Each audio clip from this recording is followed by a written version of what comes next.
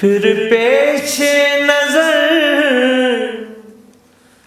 گنبد خضرا ہے، حرم ہے۔ بسم اللہ الرحمن الرحیم۔ الحمد للہ وحدہ والصلاة والسلام علی من لا نبی بعد، اما بعد، اعوذ باللہ من الشیطان الرجیم، بسم اللہ الرحمن الرحیم۔ لقد من اللہ علی المؤمنین اذ بعث فیہم رسولا، صدق اللہ مولانا العظیم۔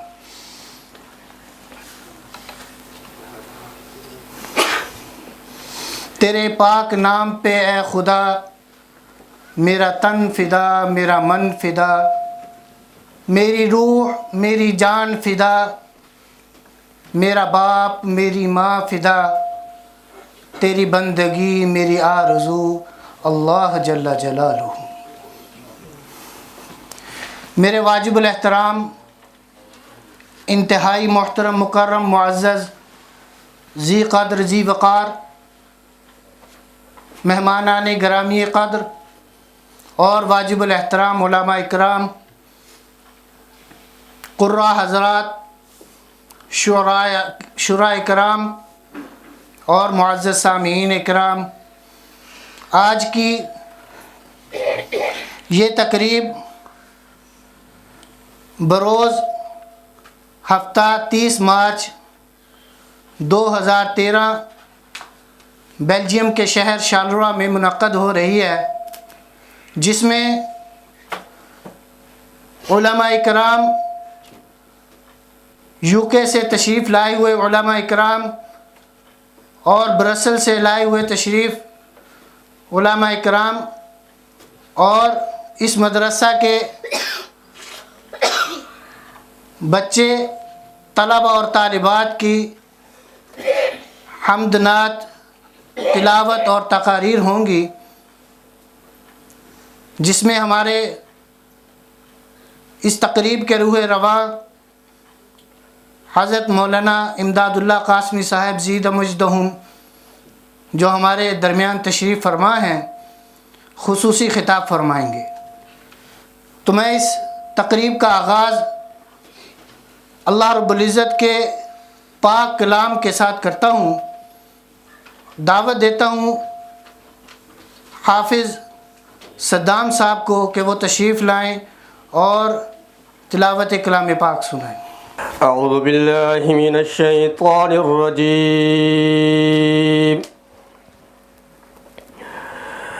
بسم اللہ الرحمن الرحیم۔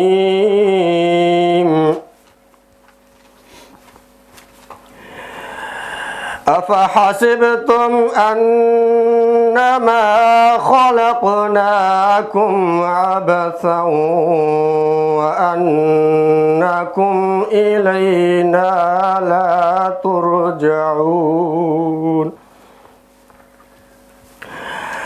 فتعالى الله الملك الحق لا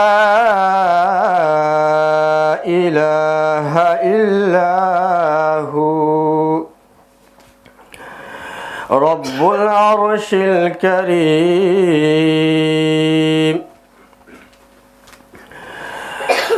ومن يدع مع الله إلها آخر لا برهان له به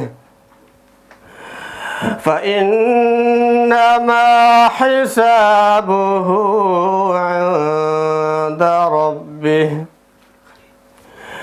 إنه لا يفلح الكافرون،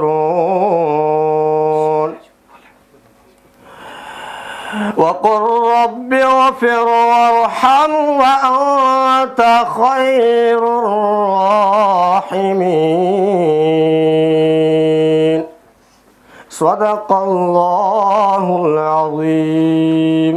ماشاءاللہ، یہ تھے حافظ صدام صاحب، خوبصورت آواز کے ساتھ کلام پاک کی تلاوت فرمائی۔ اب میں دعوت دیتا ہوں اس مدرسہ کے طالب علم محمد مصطفیٰ کو کہ وہ آئے اور آ کر تلاوت کلام پاک سنیں۔ اعوذ باللہ من الشیطان الرجیم، بسم اللہ الرحمن الرحیم، لإیلاف قریش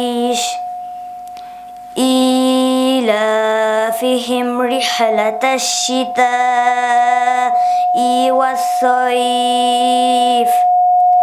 فليعبدوا رب هذا البيت الذي أطعمهم من جوع وآمنهم من خوف، صدق اللہ العظیم۔ اب میں دعوت دیتا ہوں تلاوت کلام پاک کے لیے محمد امین کو کہ وہ آئے اور آ کر تلاوت کلام پاک سنیں۔ اعوذ باللہ من الشیطان الرجیم، بسم اللہ الرحمن الرحیم، ویل لکل ہمزۃ لمزہ الذی جمع مالا وعددہ یحسب ان مالہ وخلدہ کلا لینبذن فی الحطمہ وما ادراک ما الحطمہ نار اللہ الموقدہ التي تطلع على الأفئدة إنها عليهم مؤصدة في عمد ممددة، صدق اللہ العظیم۔ آپ حضرات سے گزارش ہے کہ جب بچے تلاوت فرمائیں تو ضرور سبحان اللہ ماشاء اللہ کے ساتھ داد دے کر ان کی حوصلہ افزائی فرمائیں۔ اب میں دعوت دیتا ہوں محمد سبحان کو کہ وہ آئے اور آ کر تلاوت کلام پاک سنیں۔ اعوذ باللہ من الشیطان الرجیم، بسم اللہ الرحمن الرحیم، تبت یدا ابی لہب وتب، ما اغنى عنه ماله وما كسب، سيصلى نارا ذات لهب، وامرأته حمالة الحطب، في جيدها حبل من مسد، صدق اللہ العظیم۔ اب میں دعوت دیتا ہوں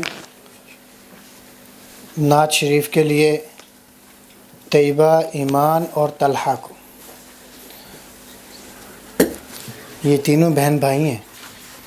وائس کا مالک ترک سے ملتی ہے یا مراد، دنیا جو چھوڑ دی ہے تو عقبہ بھی چھوڑ دے، تقلید کی روش سے تو بہتر ہے خودکشی، رستہ بھی ڈھونڈ خضر کا سودا بھی چھوڑ دے، محمد کا روزہ قریب آ رہا ہے، بلندی پہ اپنا نصیب آ رہا ہے، محمد کا روزہ قریب آ رہا ہے، بلندی پہ اپنا نصیب آ رہا ہے، فرشتوں یہ دے دو پیغام ان کو، خبر جا کے دے دو ان کو، فرشتوں کے خادم تمہارا سعید آ رہا ہے، کہ خادم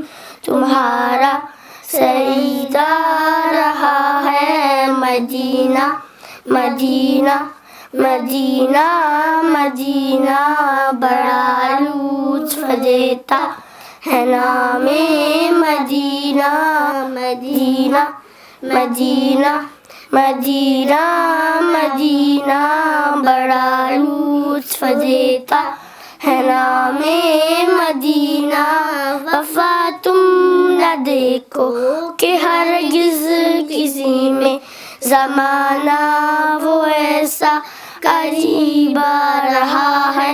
حفاظت کرو اپنے ایمان و دی کی، زمانہ وہ ایسا عجیب آ رہا ہے. محمد کا روزہ قریب آ رہا ہے، بلندی پہ اپنا نصیب آ رہا ہے. محمد کا روزہ قریب آ رہا ہے، بلندی پہ اپنا نصیب آ رہا ہے. فرشتوں یہ دے دو پیغام ان کو، خبر جا کے دے دو ان کو.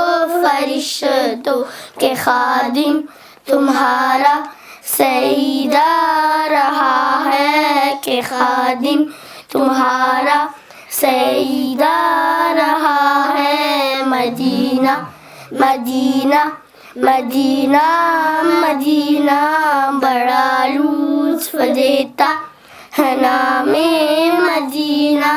مدینہ مدینہ مدینہ مدینہ بڑا لطف دیتا ہے نام مدینہ.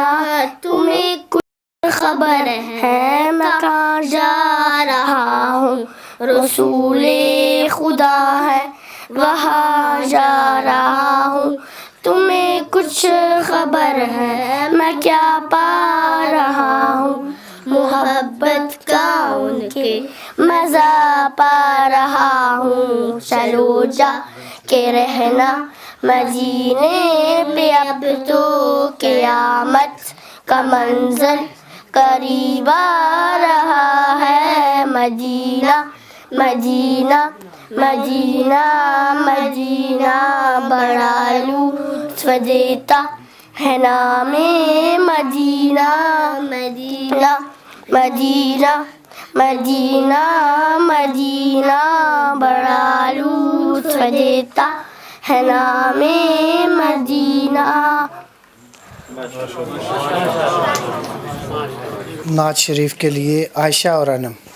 جلوائے جانا جلوائے جانا جلوائے جانا جلوائے جانا مولایا صلی وسلم دائما ابدا علی حبیبک خیر الخلق کلهم. مولایا صلی وسلم دائما ابدا علی حبیبک خیر الخلق کلهم. نہ کوئی آپ سا ہوگا نہ کوئی آپ جیسا تھا، کوئی یوسف سے پوچھے مصطفیٰ کا حسن کیسا تھا. زمین و آسمان میں کوئی بھی مثال نہ ملی. مولایا صلی وسلم دائما ابدا علی حبیبک خیر الخلق کلهم. مولایا صلی وسلم دائما ابدا علی حبیبک خیر الخلق کلهم. دلیل زندگی وہ ہیں، کمال بندگی وہ ہیں، کوئی بھی دور ہو اس میں معراج آدمی وہ ہیں. وہی تو دین و دنیا ہیں جو پاتے آپ نے کہیں. جلوائے جانا جلوائے جانا مولایا صلی وسلم دائما ابدا علی حبیبک خیر الخلق کلهم. رسول اللہ حبیب اللہ امام المرسلین. رسول اللہ حبیب اللہ امام المرسلین. کوئی بھی بات ہو ہر حکم ان کا معتبر ایسا کہ ان کا ہاں نہیں کہنا بھی ہے قرآن کے جیسا. حدیث پاک کہلائیں جو باتیں آپ نے کہیں. مولاي صلی وسلم دائما ابدا على حبيبك خير الخلق كلهم. مولاي صلی وسلم دائما ابدا على حبيبك خير الخلق كلهم. ہم شریف کے لیے لائبہ. حسبی ربی جل اللہ اللہ اللہ ما فی قلبی غیر اللہ اللہ اللہ اللہ وہ تنہا کون ہے اللہ اللہ بادشاہ وہ کون ہے اللہ اللہ محربہ وہ کون ہے اللہ اللہ اللہ حسبی ربی جل اللہ اللہ اللہ ما فی قلبی غیر اللہ اللہ اللہ اللہ کیا اونچی شان ہے اللہ اللہ سب دلوں کی جان ہے اللہ اللہ اس کی اپنی شان ہے اللہ اللہ حسبی ربی جل اللہ اللہ اللہ ما فی قلبی غیر اللہ اللہ اللہ اللہ وہ تنہا کون ہے اللہ اللہ بادشاہ وہ کون ہے اللہ اللہ محربہ وہ کون ہے اللہ اللہ اللہ حسبی ربی جل اللہ اللہ اللہ ما فی قلبی غیر اللہ اللہ اللہ اللہ تیری مدد چھاسو اللہ اللہ کیا ایسے ہے گفتگو اللہ اللہ شیر دلے میں تو ہی تو اللہ اللہ حسبی ربی جل اللہ اللہ اللہ ما فی قلبی غیر اللہ اللہ اللہ وہ تنہا کون ہے اللہ اللہ بادشاہ وہ کون ہے اللہ اللہ مہربان وہ کون ہے اللہ اللہ حسبی ربی جل اللہ اللہ اللہ ما فی قلبی غیر اللہ اللہ اللہ اللہ. اب میں دعوت دیتا ہوں فرینچ میں تقریر، موضوع ہے سیرت نبی صلی اللہ علیہ وسلم، اور اس کے لیے میں دعوت دیتا ہوں ماورا کو کہ وہ آئے اور آ کر سیرت نبی صلی اللہ علیہ وسلم پر تقریر کرے. السلام علیکم ورحمۃ اللہ وبرکاتہ. بسم اللہ الرحمن الرحیم. نحمدہ ونصلی علی رسولہ الکریم. Mes honorables professeurs et invités, avant tout, je vous remercie de votre présence et j'invoque Allah qu'il bénéficie cette assemblée et qu'elle soit un intermédiaire de pardon le jour du jugement dernier. Le thème de mon intervention est la biographie du prophète Mohammed sallallahu alayhi wa sallam. Louange à Dieu, créateur de l'univers, le clément, le miséricordieux. Que la paix, la bénédiction et le salut soient sur le prophète Mohammed sallallahu alayhi wa sallam, à sa famille, à ses compagnons, ainsi qu'aux pieux parmi les prédécesseurs. Le prophète Mohammed sallallahu alayhi wa sallam est né à la Mecque et il est mort à Médine à l'âge de 63 ans. Il devient prophète à l'âge de 40 ans et sa mission prophétique dura 23 années. Il passa donc 13 années à la Mecque et 10 années à Médine.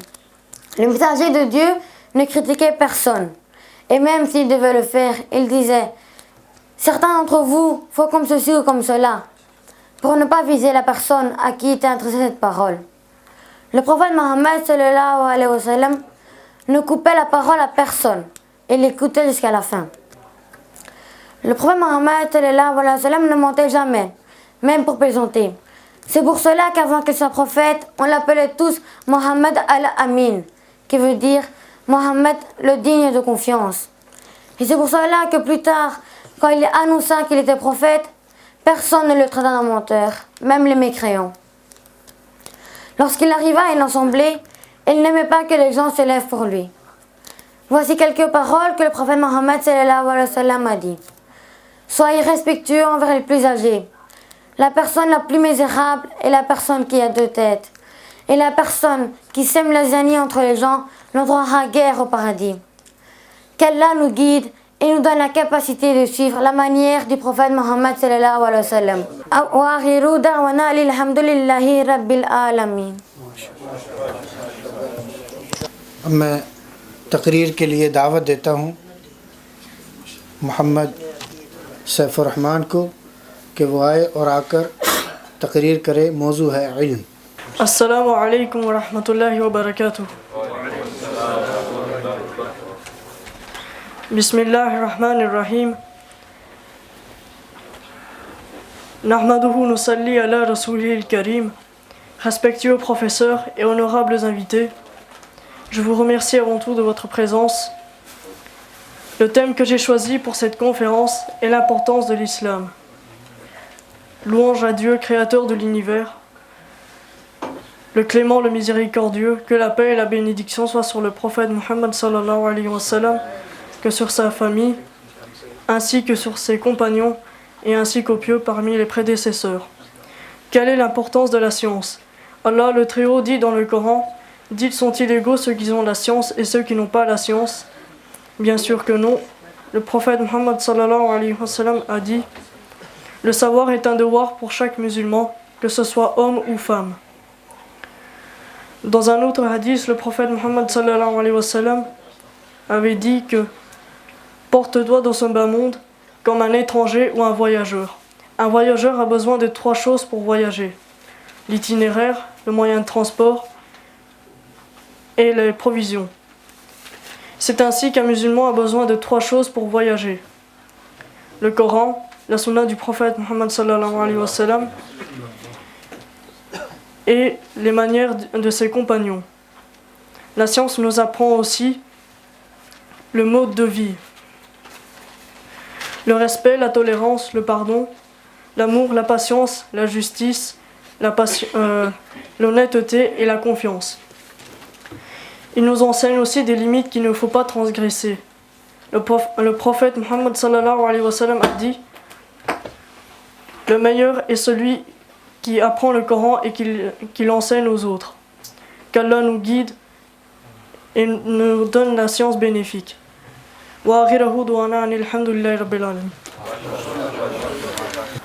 سب سے پہلے مشیت کے انوار سے نقش روح محمد بنایا گیا.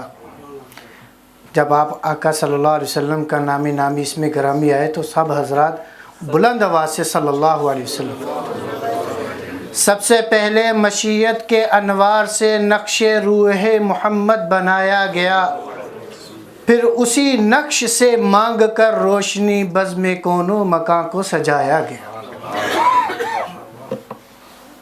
آپ حضرات کا بہت شکریہ کہ آپ حضرات تشریف لائے اور اس محفل کو رونق بخشی. اب میں آپ حضرات کے سامنے جو یو کے سے تشریف لائے ہوئے مہمانان گرامی قدر ہیں ان کو میں دعوت دوں گا. ان میں الحمدللہ جو ہمارے اس تقریب کے روح رواں حضرت مولانا محمد امداد اللہ قاسمی صاحب جو کہ ہمارے درمیان تشریف فرما ہیں، اور حضرت مولانا مفتی عبدالوہاب صاحب بھی ہمارے درمیان تشریف فرما ہیں، اور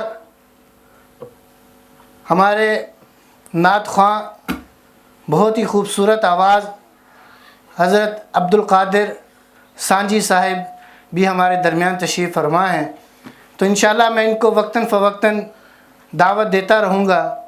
اور اس اشتہار میں ایک بزرگوں کا نام تو نہیں ہے لیکن وہ ہمارے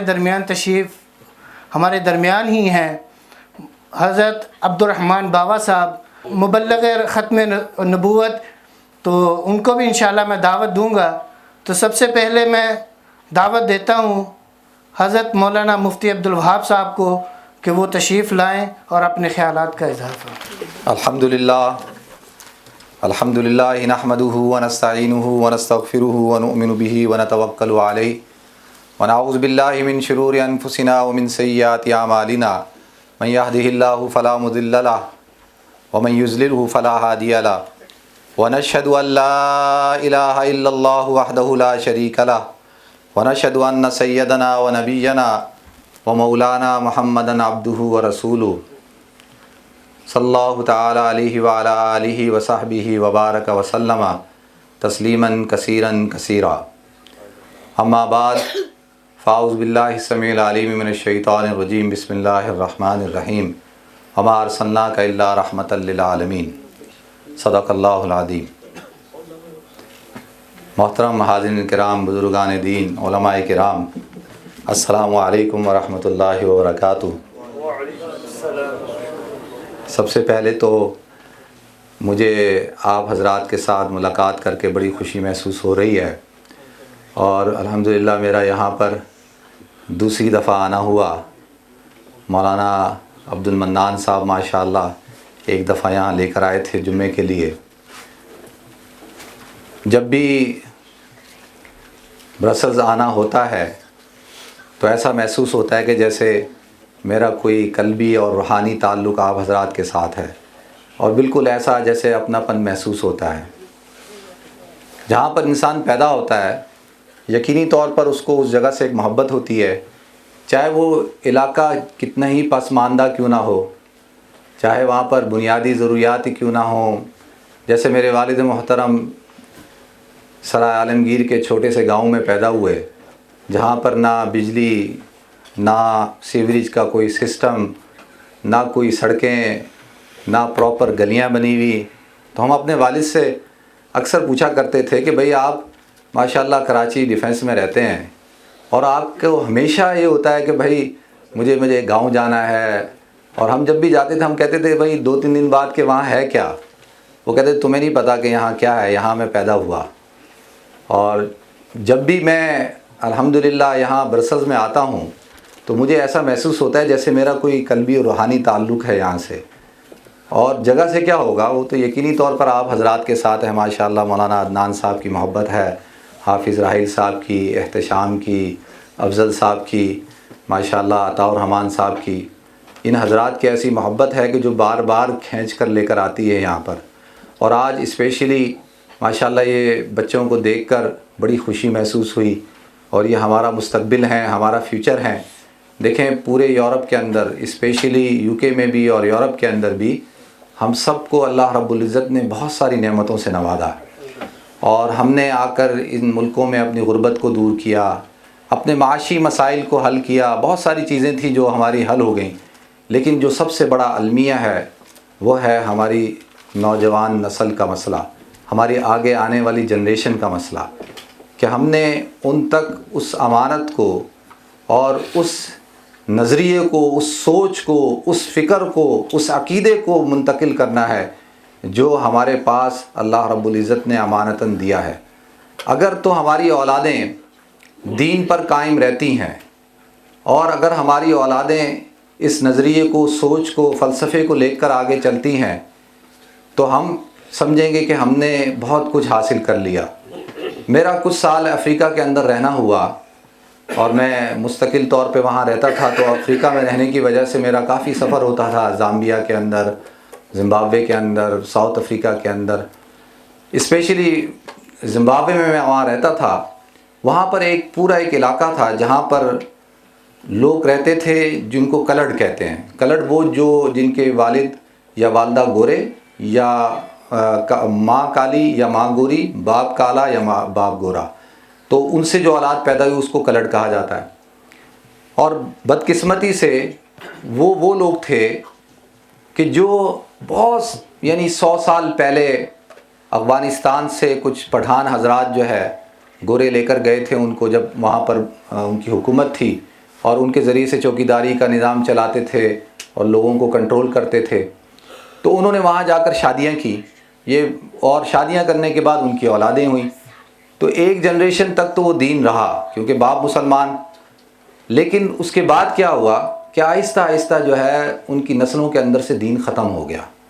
اب ان کے نام کیا ہیں؟ صمد خان، سمینہ خان، سارا خان، عبدالرزاق خان، لیکن نہ ان کو پتہ ہے کہ اسلام کیا چیز ہے، نہ ان کو پتہ ہے کہ بھئی دین ہے۔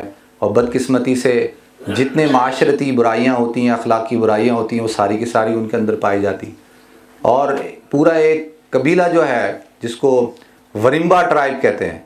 ورمبا ٹرائب پورا کا پورا، ورمبا جو شونا زبان ہے اس میں پگڑی کو کہتے ہیں، وہ پورا ٹرائب جو تھا تقریباً 90,000 سے زیادہ کا، وہ سارا کا سارا جو ہے وہ مرتد ہو چکا.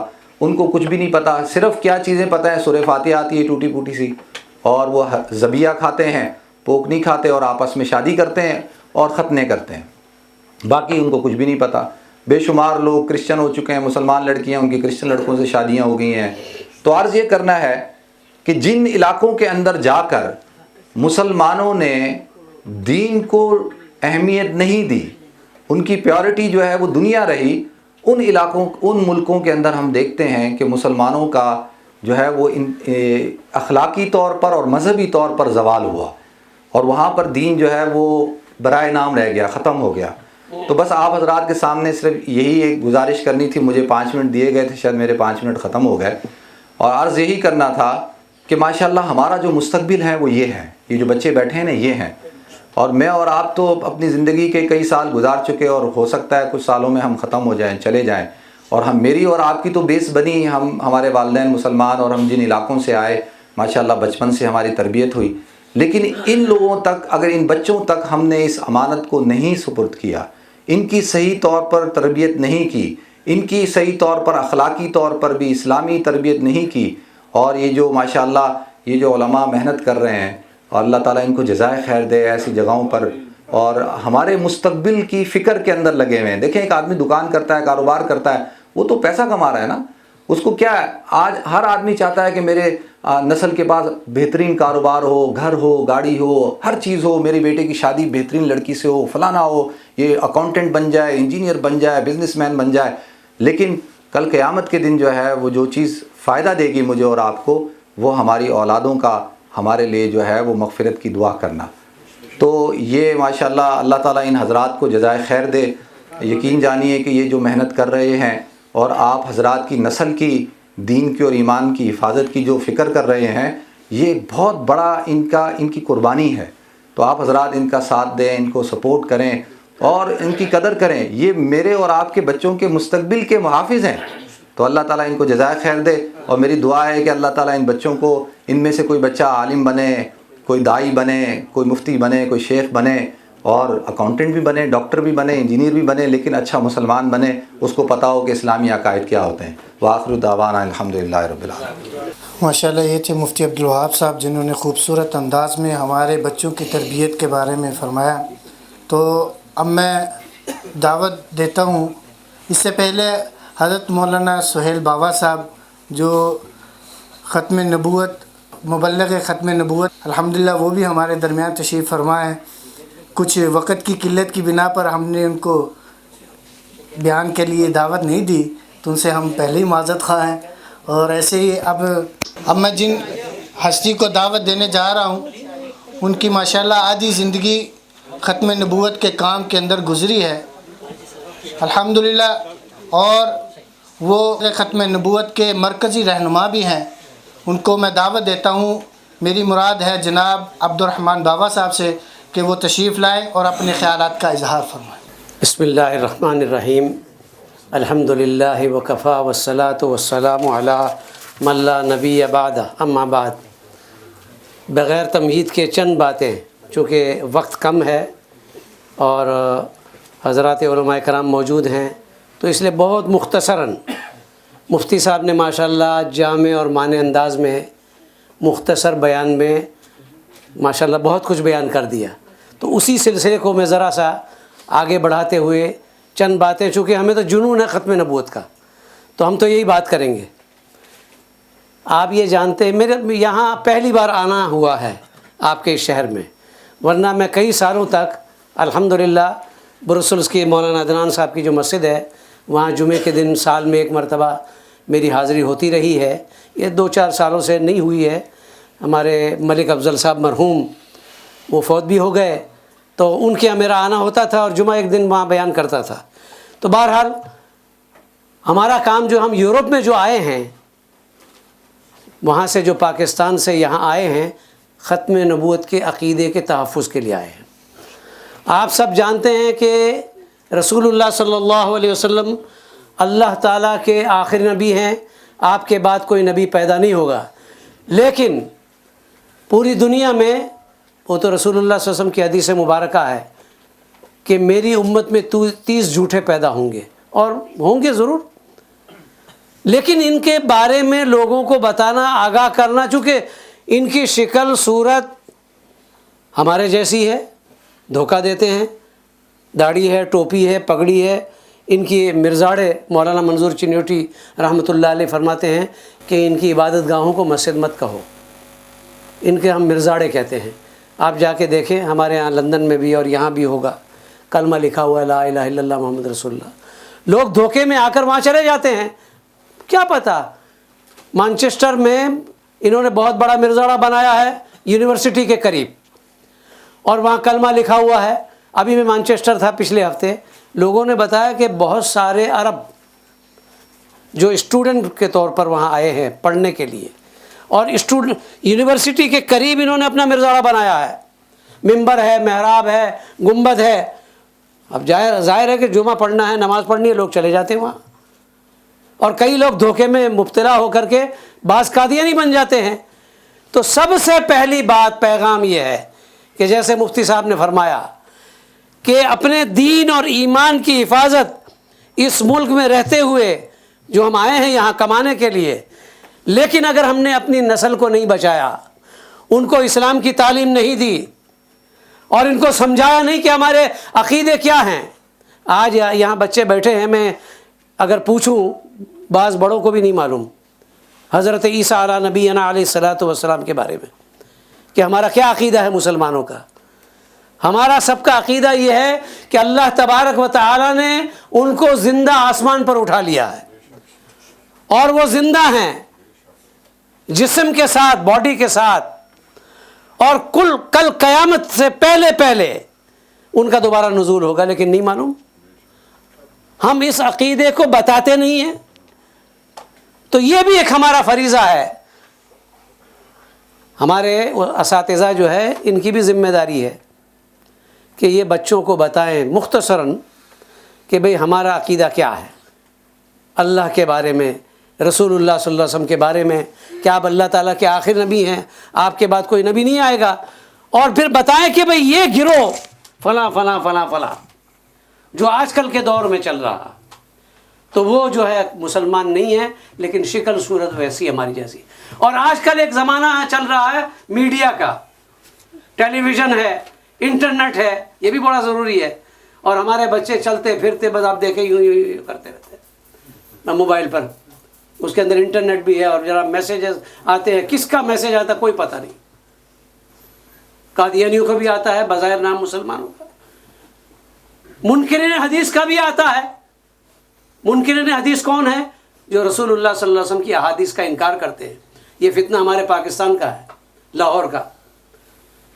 ایک شخص گزرا ہے غلام احمد پرویز، ایوب خان کے زمانے میں، وہ حدیث کا انکار کرتا ہے۔ حدیث تو 300 سال کے بعد بنی ہے، نعوذ باللہ۔ تو ایسے فتنے آئیں گے، تو ان فتنوں سے باخبر خود رہنا اور ہم اس خبر کو آگے پہنچانا، یہ ہماری ذمہ داری ہے۔ تو یہ ہماری نوجوان نسل جو یہاں بیٹھی ہے، جو علماء کرام کی، ان کی خدمت میں گزارش ہے کہ جہاں یہ بچوں کو تعلیم دے رہے ہیں، قرآن اور دینی تعلیم دے رہے ہیں، نماز پڑھنے کا طریقہ، وہاں یہ بھی ضرورت ہے اس بات کی کہ صحیح عقیدے جو ہیں وہ ان بچوں تک پہنچائے۔ بس میں ان باتوں پر اپنی بات کو ختم کرتا ہوں۔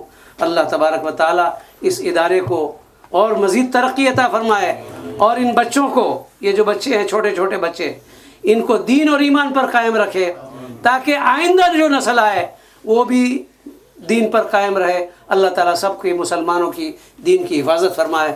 وآخر دعوانا ان الحمدللہ رب العالمین۔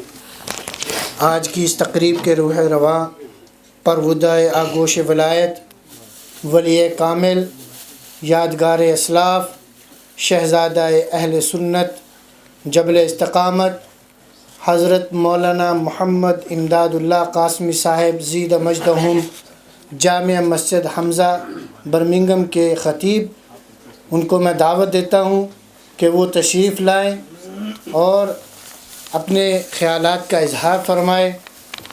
آپ حضرات سے گزارش ہے محبت سے سماعت فرمائیں۔ الحمد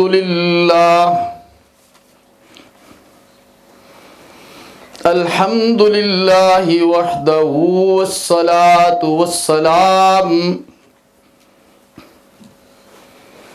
والصلاة والسلام علی من لا نبی بعدہ وعلى آلہ واصحابہ الذین اوفوا عہدہ الذين هم مفاتيح الرحمة ومصابيح الغرر أما بعد فأعوذ بالله من الشيطان الرجيم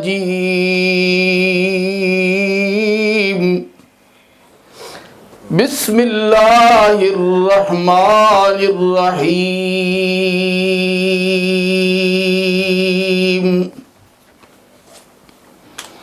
وَإِذْ يَرْفَعُ إِبْرَاهِيمُ الْقَوَاعِدَ مِنَ الْبَيْتِ وَإِسْمَاعِيلُ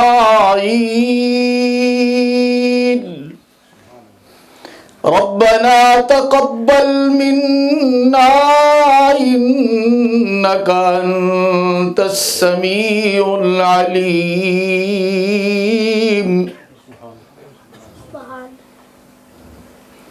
ربنا واجعلنا مسلمين لك ومن ذريتنا أمة مسلمة لك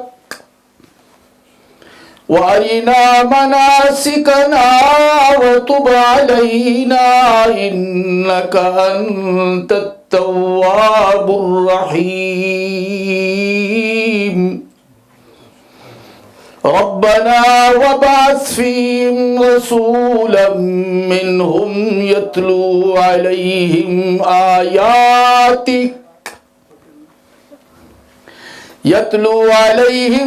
آياتك ويعلمهم الكتاب والحكمة ويزكيهم إنك أنت العزيز الحكيم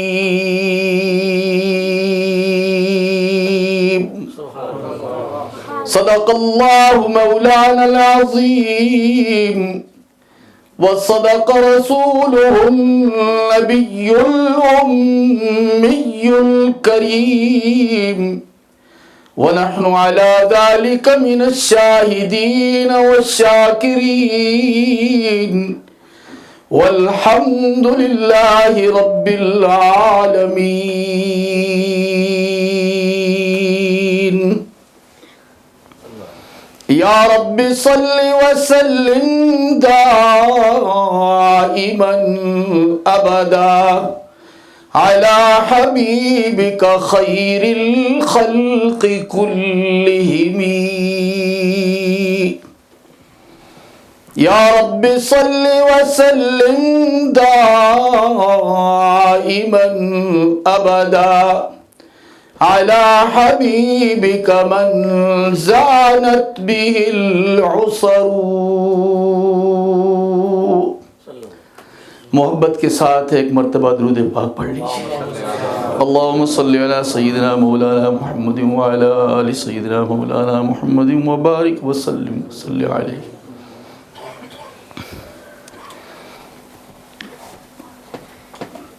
نہایت ہی واجب الاحترام علماء اکرام، محترم بزرگوں، عزیز نوجوان ساتھیوں، میری آواز سننے والی میری اسلامی ماؤں، بہنوں، بیٹیوں،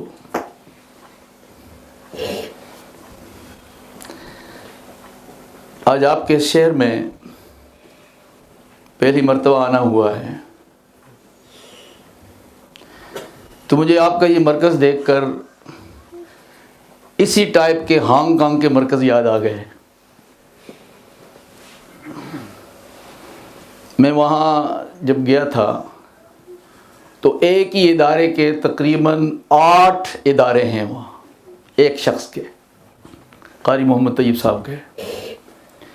تو انہوں نے سب اداروں میں ایک ایک پروگرام رکھا تھا، اور ان کو دیکھ کے آج مجھے یہ یاد آ رہا ہے، اسی ٹائپ کے وہ ادارے تھے، اب وہ الحمدللہ اپنی حیثیت میں ڈبل سے بھی بڑے ہو گئے ہیں۔ تو یہ گھبرانے کی ضرورت نہیں ہے کہ چھوٹا ادارہ ہے، ادارے چھوٹے ہوا کرتے ہیں، ادارے بلڈنگ کا نام ہی نہیں ہے۔ دنیا کی بہت بڑی یونیورسٹی ہے، اور اس کی ابتدا کیسی ہوئی ہے؟ ایک انار کے درخت کے نیچے ایک استاذ ایک شاگرد، آج اس میں 5000 اسٹوڈنٹ بورڈنگ میں ہیں دارالعلوم دیوبند۔ لیکن جب شروع ہوا تھا ایک انار کا درخت تھا، ایک محمود استاد ہے اور ایک محمود شاگرد ہے۔ اس لیے بلڈنگوں کا نام نہیں ہے، اصل میں تعلیم و تعلم کا نام ہے۔ الحمدللہ ان بچوں کی باتیں کچھ سمجھ میں آئیں، کچھ نہیں آئیں، چونکہ آپ کی فرینچ زبان ہے۔ میں تو ایسے بھی فرینچ کے ایسے علاقوں میں بھی گیا ہوں کہ جہاں مجھے اردو میں تقریر کرنی پڑتی تھی، پھر میری اردو کا ترجمہ فرینچ میں ہوتا تھا، لوگ نہیں سمجھتے تھے۔ فرینچ کی کالونی ہے ری یونین، یعنی پیرس سے 11 گھنٹے کی نان سٹاپ فلائٹ ہے۔ وہاں گیا ہوں میں ایک مسجد کی اوپننگ میں، جتنی تقریریں کی ہیں سب تقریروں کا فرینچ زبان میں ترجمہ ہوا ہے، وہ سمجھتے ہی نہیں تھے۔ تو یہ ان کی بھی مجبوری تھی، میری بھی مجبوری تھی۔ تو بہرحال آپ کی زبان سے شناسائی تو ہے، لیکن باتیں جو سمجھ میں آئی ہیں اس سے پتہ چلتا ہے کہ اساتذہ نے محنت کی ہے بچوں پر۔ بڑی خوشی کی بات ہے۔ اللہ رب العالمین اس محنت میں مزید برکتیں عطا فرمائے۔ آپ متوجہ ہوں، بچوں کو لائیں، اساتذہ اس پہ محنت کریں، یہ ادارہ خود بخود بڑا ہوتا چلا جائے گا۔ اس لیے کہ ایک ادارہ اگر وہ نہیں بڑھ سکتا تو اس کی شاخیں بن سکتی ہیں، دوسرا ادارہ بن جائے گا، تیسرا بن جائے گا۔ قاری طیب صاحب نے کہا کہ جب میں نے شروع کیا تھا ایک ادارہ کرائے پہ لیا تھا، اس وقت ان کے 8 یا 9 ادارے ہیں ہانگ کانگ میں۔ ہانگ کانگ تو چھوٹا شہر ہے، اس میں تو آپ کے ہاں تو پھر پارکنگ کہتے ہیں نا مشکل ہے، وہاں تو پارکنگ ہے ہی نہیں۔ وہاں تو لوگوں کا کاروبار یہ ہے، پلاٹ لیا، اوپر مکان اور نیچے جناب علی پارکنگ بنا کے اسی پہ کما کے کھاتے ہیں۔ وہ پارکنگ اتنا مشکل کام ہے ہانگ کانگ میں، تو وہاں تو کاروبار ہے پارکنگ کا۔ اس لیے میں یہ کہتا ہوں کہ یہ کوئی مسئلہ نہیں ہے کہ ادارہ چھوٹا ہے، ادارہ ماشاءاللہ چھوٹا ادارہ ہے، اور بڑے ادارے جتنے لوگ آپ بیٹھے ہیں اس میں کتنا ٹائٹ ہو کے بیٹھے ہیں، لیکن دین کی بات سننے آئے ہیں۔ سیڑھیوں پر بھی لوگ ہیں، اوپر بھی لوگ ہیں، نیچے بھی ہیں، شاید ہو سکتا ہے سیلر میں بھی ہوں۔ تو ماشاءاللہ بڑے ادارے جتنے آدمی بیٹھے ہوئے ہیں، کوئی مسئلہ نہیں ہے۔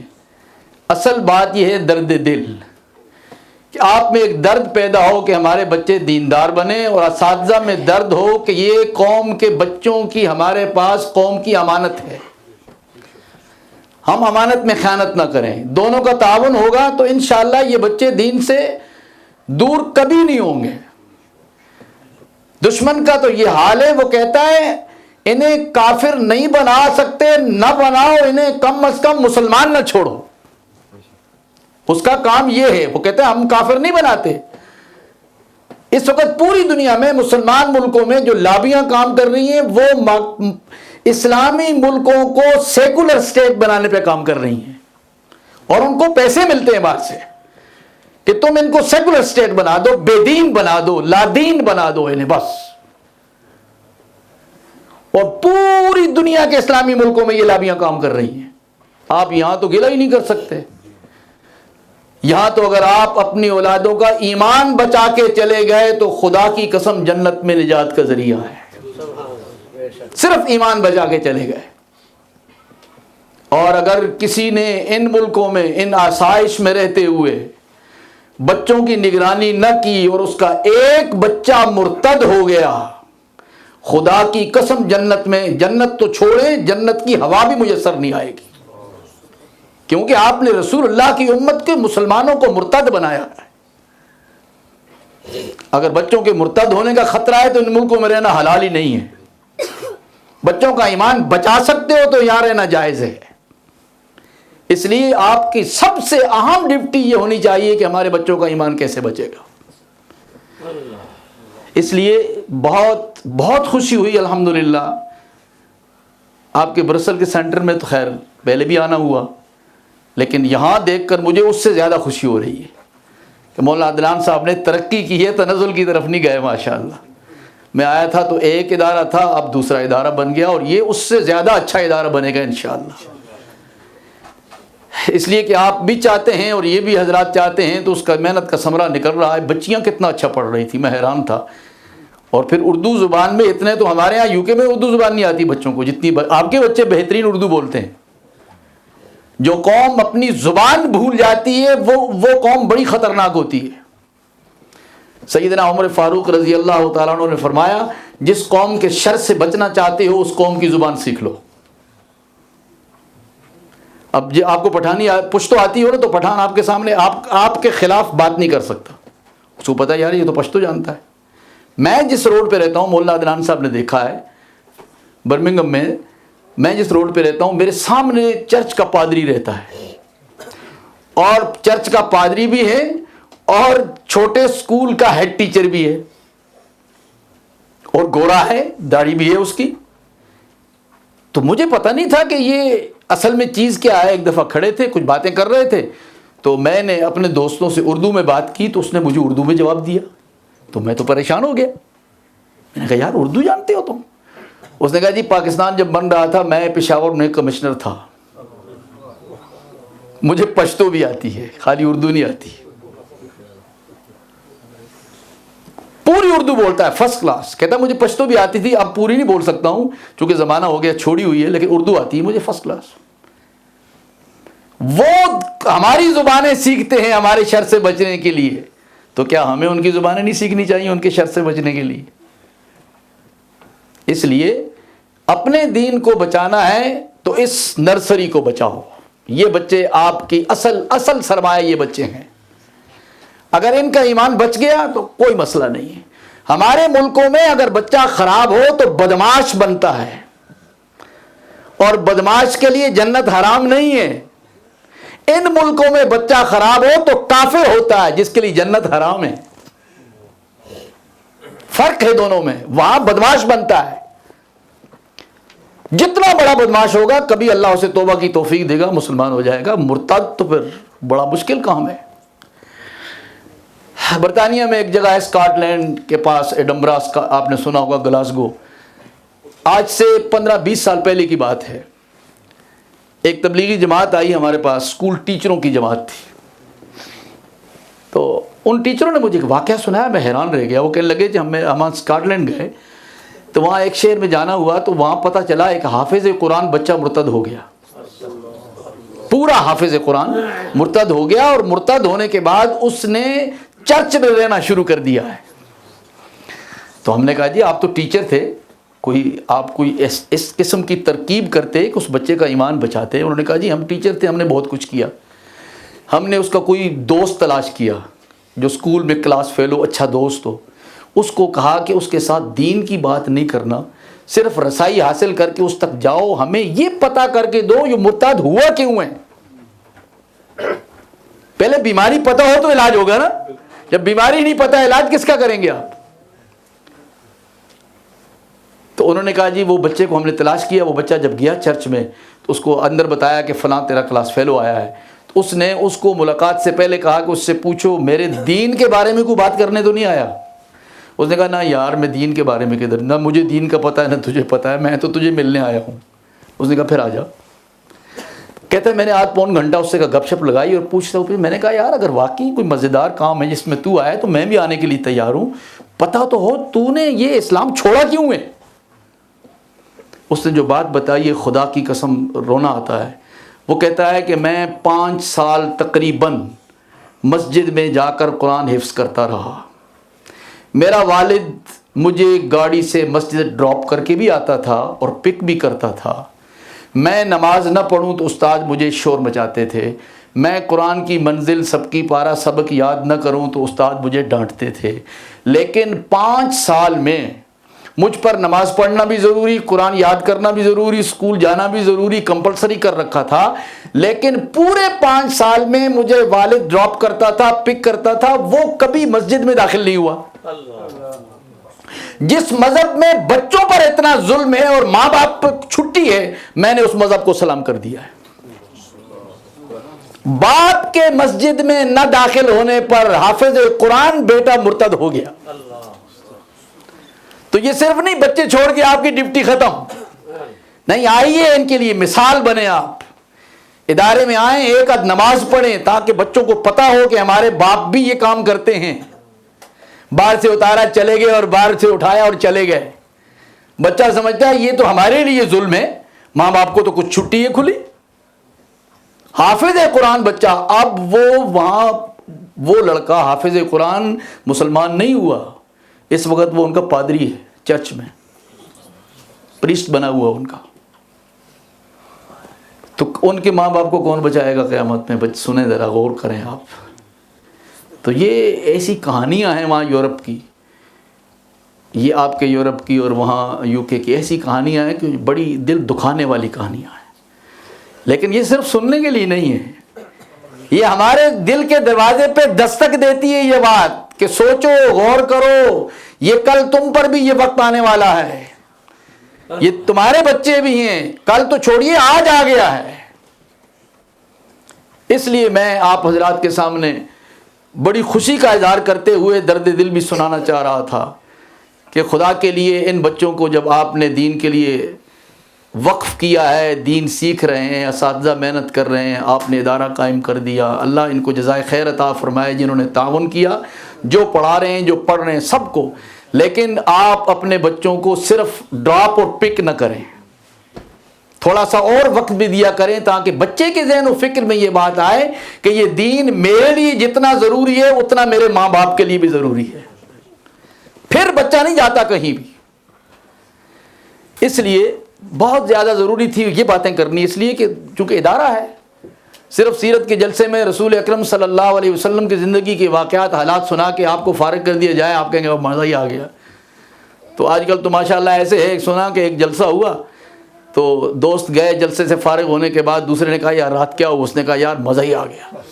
اس نے کہا کیسے؟ اس نے کہا اتنا اچھا آواز تھا مولوی صاحب کا یار، اتنا اچھا قرآن پڑھتے تھے، اتنی اچھے شعر پڑھتے تھے، مزہ آ گیا۔ اس نے کہا کیا کہ یار وہ تو مجھے یاد نہیں ہے، مزہ آ گیا ہے، پتہ نہیں کیا کہا ہے اس نے۔ تو کیا فائدہ ہوا اس کا؟ بات وہ جو سمجھ میں آئے، اپیل کرے آپ کو، آپ کا دل دکھے اور آپ اس کو سمجھیں کہ واقعی مجھے اس پہ عمل کرنا ہے، چاہے وہ ایک بات کیوں نہ ہو۔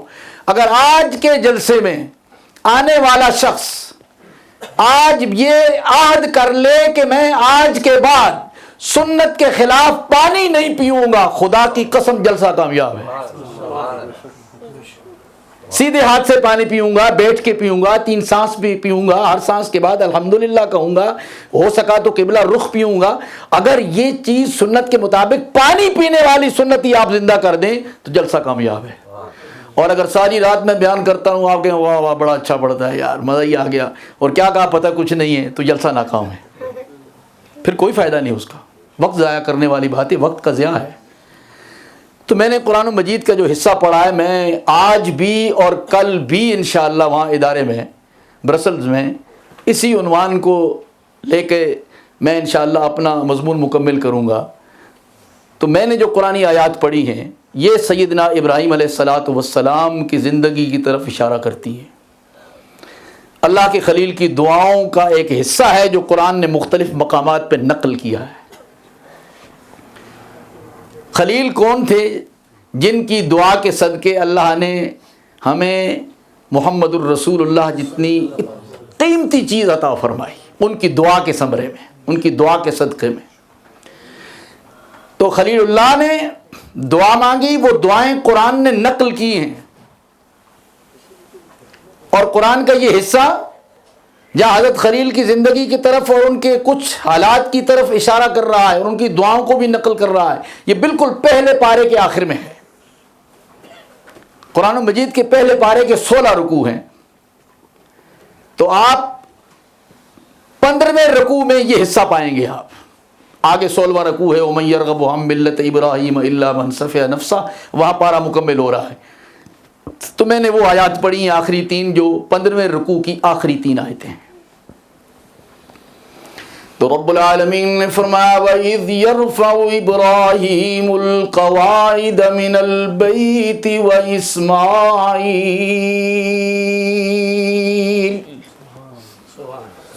یاد کرنے کے قابل ہے وہ وقت جب میرے گھر کی بنیادوں کو، بیت اللہ کی اساس کو، اس کی فاؤنڈیشن کو، اس کی بنیادوں کو اٹھا رہے تھے۔ کون؟ خلیل اللہ، ذبیح اللہ، باپ بیٹا، باپ بھی اللہ کا پیغمبر خلیل اللہ جس کے نسل میں اللہ نے 4000 انبیاء اور رسول بھیجے، اور اسماعیل ذبیح اللہ جس کی پوری نسل میں کوئی نبی اور رسول نہیں آیا، لیکن آخر میں ایک آیا تو ساری کائنات کے نبیوں اور ساری کائنات کے رسولوں کا امام بن کے آ گیا۔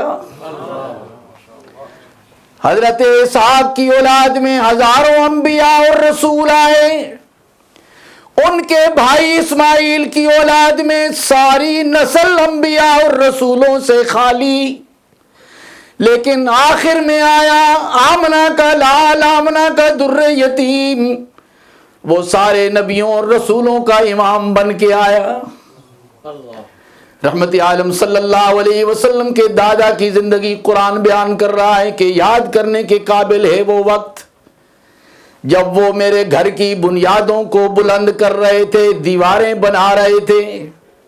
آج جاتے ہو نا بیت اللہ کا طواف کرنے تو دیکھتے ہو اس پتھر کو کہ یہ پتھر کیا ہے جو گنبد کے اندر بند کیا ہوا ہے، سنہری گنبد میں جسے مقام ابراہیم کہتے ہو، یہ لفٹ ہے حضرت خلیل اللہ کی۔ حضرت خلیل کو جنت سے بھیجا گیا، خلیل اللہ عمارت بناؤ گے، اوپر جانا ہوگا تو یہ پتھر تمہیں اوپر لے جائے گا، نیچے آنا ہوگا تو خود بخود نیچے آ جائے گا۔ آج کہتے ہو جی وہ ٹوئن ٹاور کی لفٹ جو ہے وہ 106 منزل پہ 50 سیکنڈ میں پہنچ جاتی تھی، دنیا کی جدید ترین اور اتنی تیز ترین لفٹ تھی، تو خدا کی قسم وہ تو خلیل اللہ کے مقام ابراہیم کی کاپی تھی، نقل تھی، اس سے پہلے لفٹیں کہاں تھی؟ یہ خلیل اللہ کا وہ پتھر جس پہ کھڑے ہو کر آپ نے بیت اللہ کی تعمیر کی، کبھی اوپر لے کے جاتا تھا، کبھی نیچے آتا تھا۔ اس پتھر میں خلیل اللہ کے قدموں کے نشان پہ وسط ہیں، آپ دیکھ سکتے ہیں، پورے 2 پاؤں لگے ہوئے اس میں۔ اور یہ مقام ابراہیم بالکل بیت اللہ کے ساتھ تھا۔ یہ حضرت فاروق اعظم رضی اللہ تعالیٰ عنہ نے ہٹا دیا کہ لوگ اس میں جمع ہو جاتے تھے، طواف میں دقت پیدا ہوتی تھی، تو ادھر کر دیا تاکہ ادھر سے بھی طواف جاری رہے، ادھر سے بھی طواف جاری رہے،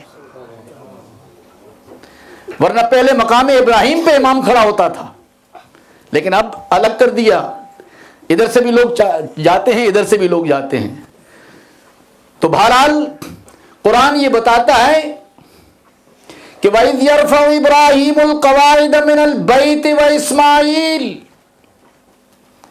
جب ابراہیم اور اسماعیل دونوں میرے گھر کی بنیادیں بلند کر رہے تھے،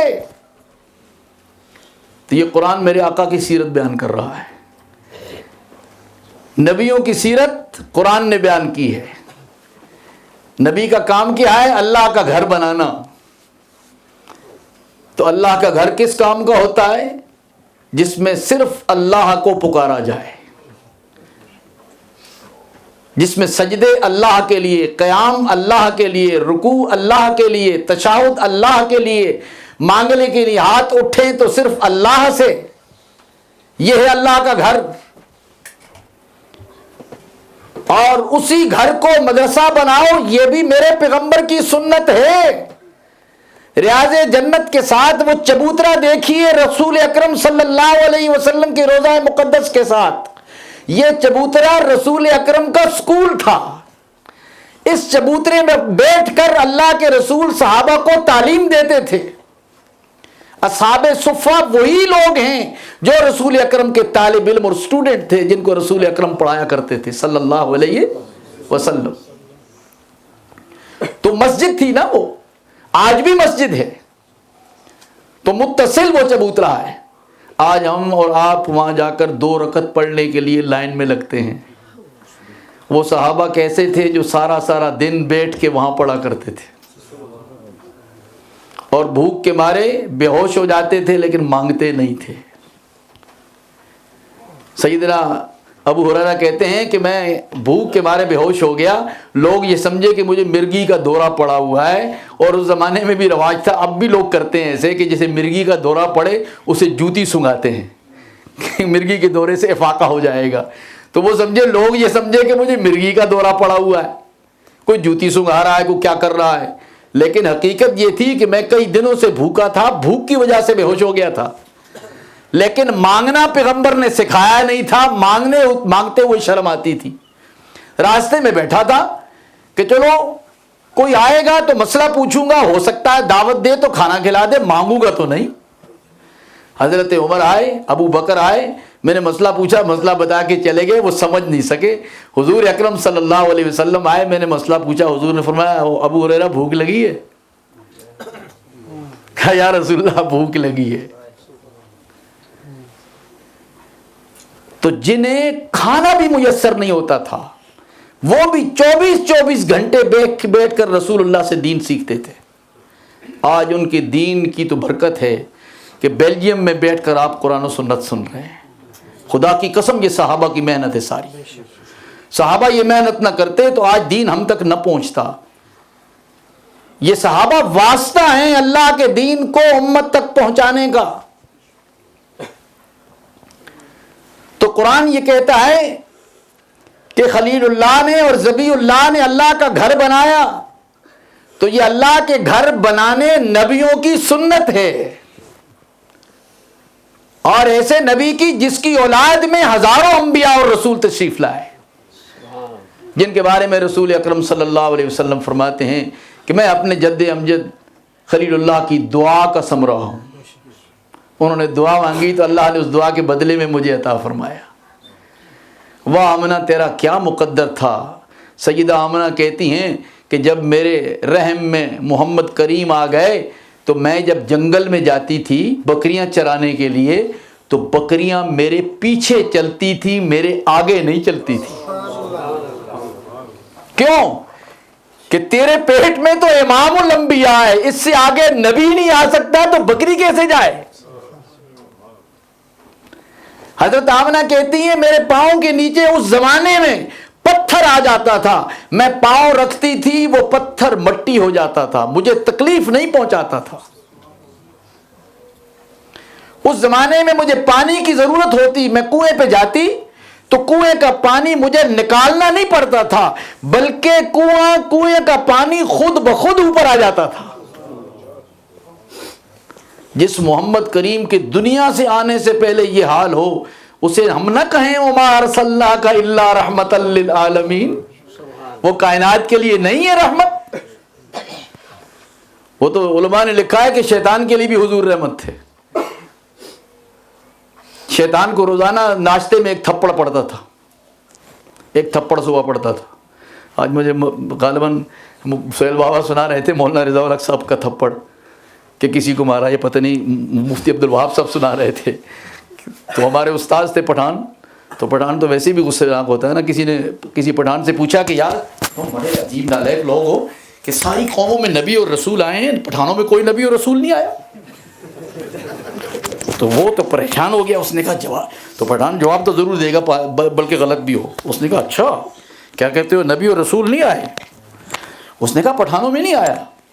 اس نے کہا یہ موسیٰ خان عیسیٰ خان تیرا باپ تھا؟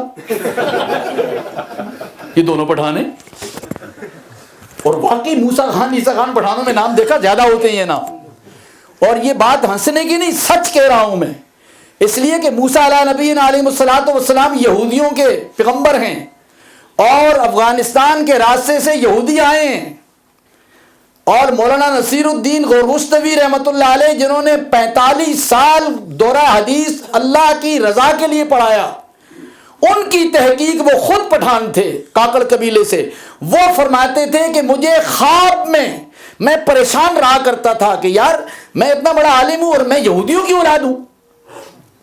لوگ کہتے ہیں پٹھان یہودیوں کی اولاد ہے، تو میں بڑے پریشان رہا کرتا تھا۔ فرماتے ہیں ایک دفعہ میں بخاری پڑھا کے گھر آیا تو مجھے نیند آ گئی، رحمت عالم صلی اللہ علیہ وسلم کی زیارت ہوئی، رسول اکرم صلی اللہ علیہ وسلم نے فرمایا نصیر الدین کیوں تمہیں پریشانی ہے کہ تم یہود کی اولاد ہو؟ یہود تو انبیاء کی اولاد ہیں اور تم نبیوں کی اولاد ہو. لوگ نماز پڑھیں انہیں ایک نماز کا ثواب ملے گا، تم نماز پڑھو گے تمہیں ڈبل ثواب ملے گا. وہ زکوٰۃ دیں گے سنگل ثواب ہوگا، تم زکوٰۃ دو گے ڈبل ثواب ہوگا. کیوں؟ تم نے پہلے نبی اور پہلی کتاب کو بھی مانا، اس نبی اور اس کتاب کو بھی مانا. تو یہ کوئی عیب کی بات نہیں ہے. وہ ان کی اولاد ہیں، انہوں نے اللہ کے نبی کو مان لیا تو ڈبل ثواب لے رہے ہیں، اور جنہوں نے نہیں مانا ان کا حال آپ دیکھ رہے ہیں. وہ سمجھتے ہیں پیسے سے ہم کھیلتے ہیں تو پیسہ ہے، اور کچھ لوگوں میں مزاج یہی بن گیا پیسہ اکٹھا کرو، پیسہ اکٹھا کرو. میں لوگوں سے کہا کرتا ہوں پیسہ اکٹھا نہ کرو، اس لیے کہ جو پیسہ تم کھا لیتے ہو وہ تمہارا ہے، جو پہن لیتے ہو وہ تمہارا ہے، جو اللہ کے راستے میں دے دیتے ہو وہ تمہارا ہے. چوتھا پیسہ کوئی بھی تمہارا نہیں ہے. یہ تین ہی قسم کے پیسے تمہارے ہیں، کھا لیا، پہن لیا اور اللہ کے راستے میں دے دیا. باقی پیسہ تمہارا نہیں ہے. وہ کہتے ہیں کیوں؟ میں نے کہا یار وہ تو تم اس کے چوکیدار ہو. اکاؤنٹ میں رکھا ہوا ہے، نہ اچھا پہن سکتے ہو، نہ اچھا کھا سکتے ہو، نہ لگا سکتے ہو. چوکیدار بن کے جس طرح پٹھان ڈنڈا لے کے بیٹھا ہوا بینک کے باہر، وہ بینک اس کا تھوڑا ہے، وہ تو چوکیدار ہے. تم نے پیسے کی چوکی کی مر گئے، قبر میں لے گئے اور پیچھے اولاد لڑ رہی ہے. تم چوکیدار نہیں تھے تو کیا تھے؟ تمہیں استعمال نصیب ہی نہیں ہوا. تو پیسہ جو بینکوں میں اکاؤنٹس میں رکھ کے آپ جمع کر کے اکٹھا کرتے ہیں اور اس کی نہ زکوٰۃ دیتے ہیں، نہ صدقات دیتے ہیں، نہ اللہ کے گھر کے لیے، نہ اپنے غریب اور یتیمہ مسکینوں کے لیے، نہ کسی جماعت کے لیے، نہ کسی اسکول کے لیے دیتے ہیں، تو وہ پیسے کے آپ چوکیدار نہیں ہیں تو کیا ہیں؟ صرف آدمی چوکیدار ہے اس کا. پیسہ تو وہ ہے جو آدمی اچھا پہنے، اچھا کھائے، اللہ کا شکر ادا کرے.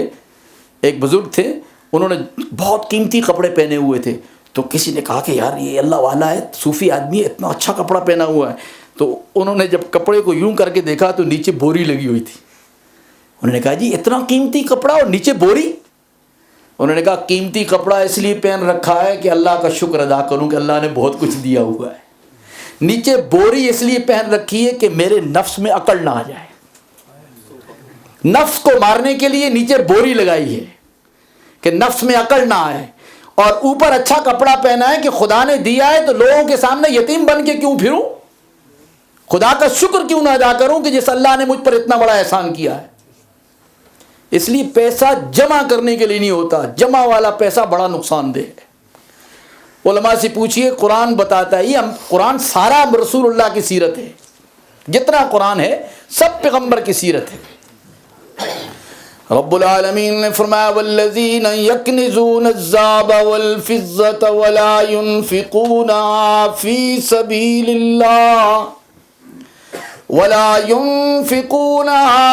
سبيل الله فبشرهم بعذاب علیم. جو لوگ اللہ کے مال میں سے جو اللہ نے انہیں عطا کیا اس میں سے خرچ نہیں کرتے، جمع کرتے ہیں، خزانہ بناتے ہیں، اسے جمع کیا ہوا ہے، کنز خزانہ بنایا ہوا ہے، لیکن اللہ کا حق ادا نہیں کرتے. لوگ سمجھتے ہیں زکوٰۃ دے دی تو مال کا حق ادا ہو گیا. مسجد بن رہی ہے اور مسجد نہیں بن سکتی جب تک تو مال نہ دے، تو زکوٰۃ دینے کے بعد بھی تیرے اوپر یہ فریضہ ہے. اسکول اسلامی بن رہا ہے اور وہ رکا ہوا ہے، تو زکوٰۃ دیتا ہے، تجھے اللہ نے مال دیا ہے تو تیرے مال پر پھر فریضہ ہے کہ اسکول کو مکمل کر. تیرے خاندان میں یتیم مسکین بیوہ عورتیں ہیں، بچیاں ہیں، شادی نہیں ہو سکتی، کھانے سے معذور ہیں، تو اپنے للے تھللے میں مزے کر رہا ہے، تو زکوٰۃ دینے کے باوجود تیری ذمہ داری ہے کہ ان کی کفالت کر. یہ میرے پیغمبر کی سنت ہے. سنت، سیرت اسی کا نام ہے. اللہ فرماتے ہیں وَلَا يُنْفِقُونَ فِي سَبِيلِ اللَّهِ، جو اللہ کے راستے میں اس خزانہ بنا کے رکھتے، خرچ نہیں کرتے، فَبَشِّرْهُمْ بِعَذَابٍ عَلِيمٍ، انہیں دردناک عذاب کی خوشخبری سنا دو. یہ میرا موضوع نہیں ہے میں اس پہ جاؤں، لیکن بات یہ ہے کہ وہ مال جس کی زکوٰۃ نہ ادا کی جائے، زکوٰۃ ادا کی، مال پاک ہو گیا، لیکن اس کے اوپر کچھ اور بھی ذمہ داریاں ہیں. وہ حالات کے تقاضے کے ساتھ متوجہ ہوتی ہیں. حالات ٹھیک ہیں تو ذمہ داریاں نہیں آپ پر سب برابر ہیں تو. لیکن حالات ایسے ہیں، مساجد کو ضرورت ہے، مدارس کو ضرورت ہے، تیرے خاندان میں غریب یتیم بیوہ مسکین ہیں، ان کی شادیاں رکی ہوئی ہیں، وہ کھانے سے مجبور ہیں، ان کی زندگی میں گزارا نہیں ہے، ان کا مکان نہیں ہے، تو یہ تیری ذمہ داری ہے. قیامت میں پوچھا جائے گا. میں نے تجھے اتنا مال اس لیے تھوڑا دیا تھا کہ چوکیدار بن کے بیٹھ. تیرے مال کی یہ بھی حقدار تھے یہ لوگ. اور ہم کسی کو مال دیتے ہیں پاکستان میں تو کس لیے دیتے ہیں کہ چلو یار میرا بھائی وہاں رہتا ہے، سارا سال اس کے کام کرے گا تو سال کے بعد میں زکوٰۃ دے دوں اسے. یہ زکوٰۃ نہیں ادا ہوتی. یہ سارے اپنے سال سارے بھائی کی خدمت سال کرانے کا بدلہ دے رہے ہو. زکوٰۃ تو بدلہ نہیں ہوتی کسی کا. زکوٰۃ تو لینے والا تیرے اوپر احسان کرتا ہے کہ تجھے در در کی ٹھوکروں سے بچاتا ہے. وگرنہ تو اس زکوٰۃ کے مال کو لے کے پھرے گا، لینے والا کوئی نہ ملے تو کیا کرے گا؟ یہ تو اس کا احسان ہے کہ تجھ سے لے رہا ہے. لیکن ہم دینے والے بھی بڑے عجیب ہیں. ہم دینے والے بھی پھینکتے ہیں زکوٰۃ کو. جس طرح زکوٰۃ دینا فرض ہے اسی طرح زکوٰۃ اس مصرف میں پہنچاؤ جہاں لگتی ہے، یہ بھی فرض ہے. یہ نہیں کہ جو آئے زکوٰۃ مانگنے اسے زکوٰۃ دے دو اٹھا کے. زکوٰۃ کو مصرف میں پہنچانا بھی فرض ہے. صرف زکوٰۃ دینا ہی فرض نہیں، مصرف میں پہنچانا بھی فرض ہے. تو میں عرض یہ کر رہا تھا کہ یہ سارا قرآن پیغمبر کی سیرت ہے. تو قرآن نے کہا کہ ربنا تقبل منا، یہ کون کہہ رہا ہے؟ خلیل اللہ کہہ رہے ہیں، ذبیح اللہ کہہ رہے ہیں. کب کہہ رہے ہیں؟ بیت اللہ جب بنایا ہے. بیت اللہ، اللہ کا گھر بنا کون رہا ہے؟ خلیل اللہ اور ذبیح اللہ، خدا کے پیغمبر. اور حکم کس کا ہے؟ میرے اللہ کا. اس کے باوجود کہتے ہیں ربنا تقبل منا انک انت السمیع العلیم.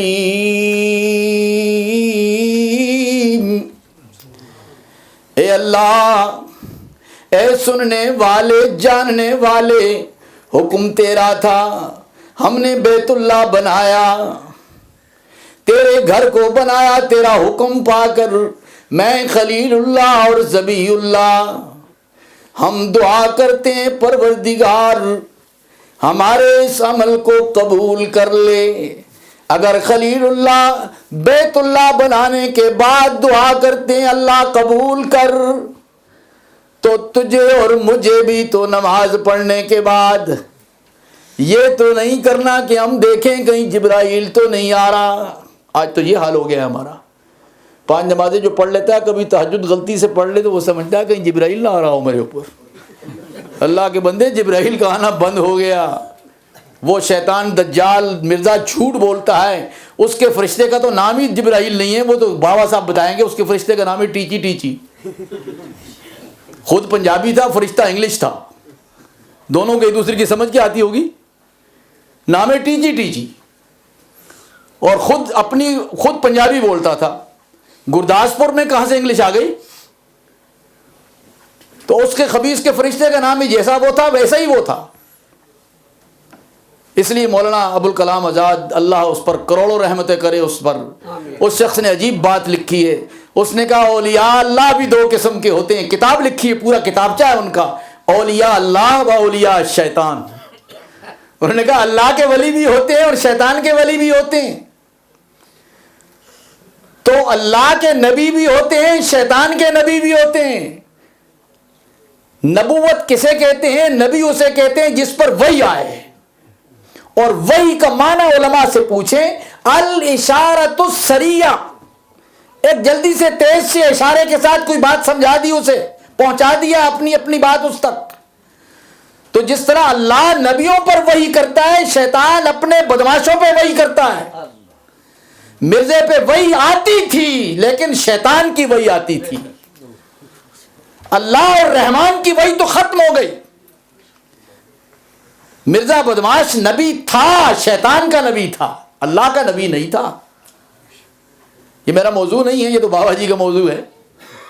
ساری زندگی گزر گئی، میں تو بچہ تھا تو ان کی تقریریں سن کے انہی کا موضوع ہے یہ. ماشاءاللہ وہ شاہ جی رحمۃ اللہ علیہ نے فرمایا تھا نا کہ مرزا بدماش کہتا ہے کہ جی میرا نام ہے غلام احمد، یہ غلام میں نے ویسے لگا دیا ہے، اصل تو میرا نام احمد ہے۔ اور قرآن کہتا ہے اسمہ احمد، اس پیغمبر کا نام احمد ہوگا تو یہ قرآن میرا ذکر کرتا ہے، میں پیغمبر ہوں۔ شاہ جی نے کہا اچھا ویسے ہی لگا دیا غلام؟ تو شاہ جی نے کہا میرا نام کیا ہے پتہ ہے تجھے؟ اس نے کہا جی عطا اللہ۔ شاہ جی نے کہا میں نے بھی عطا ویسے لگایا، میں تو اللہ ہوں، پھر تجھ خبیث کو تو میں نے نبی میں لا کے بھیجا ہی نہیں۔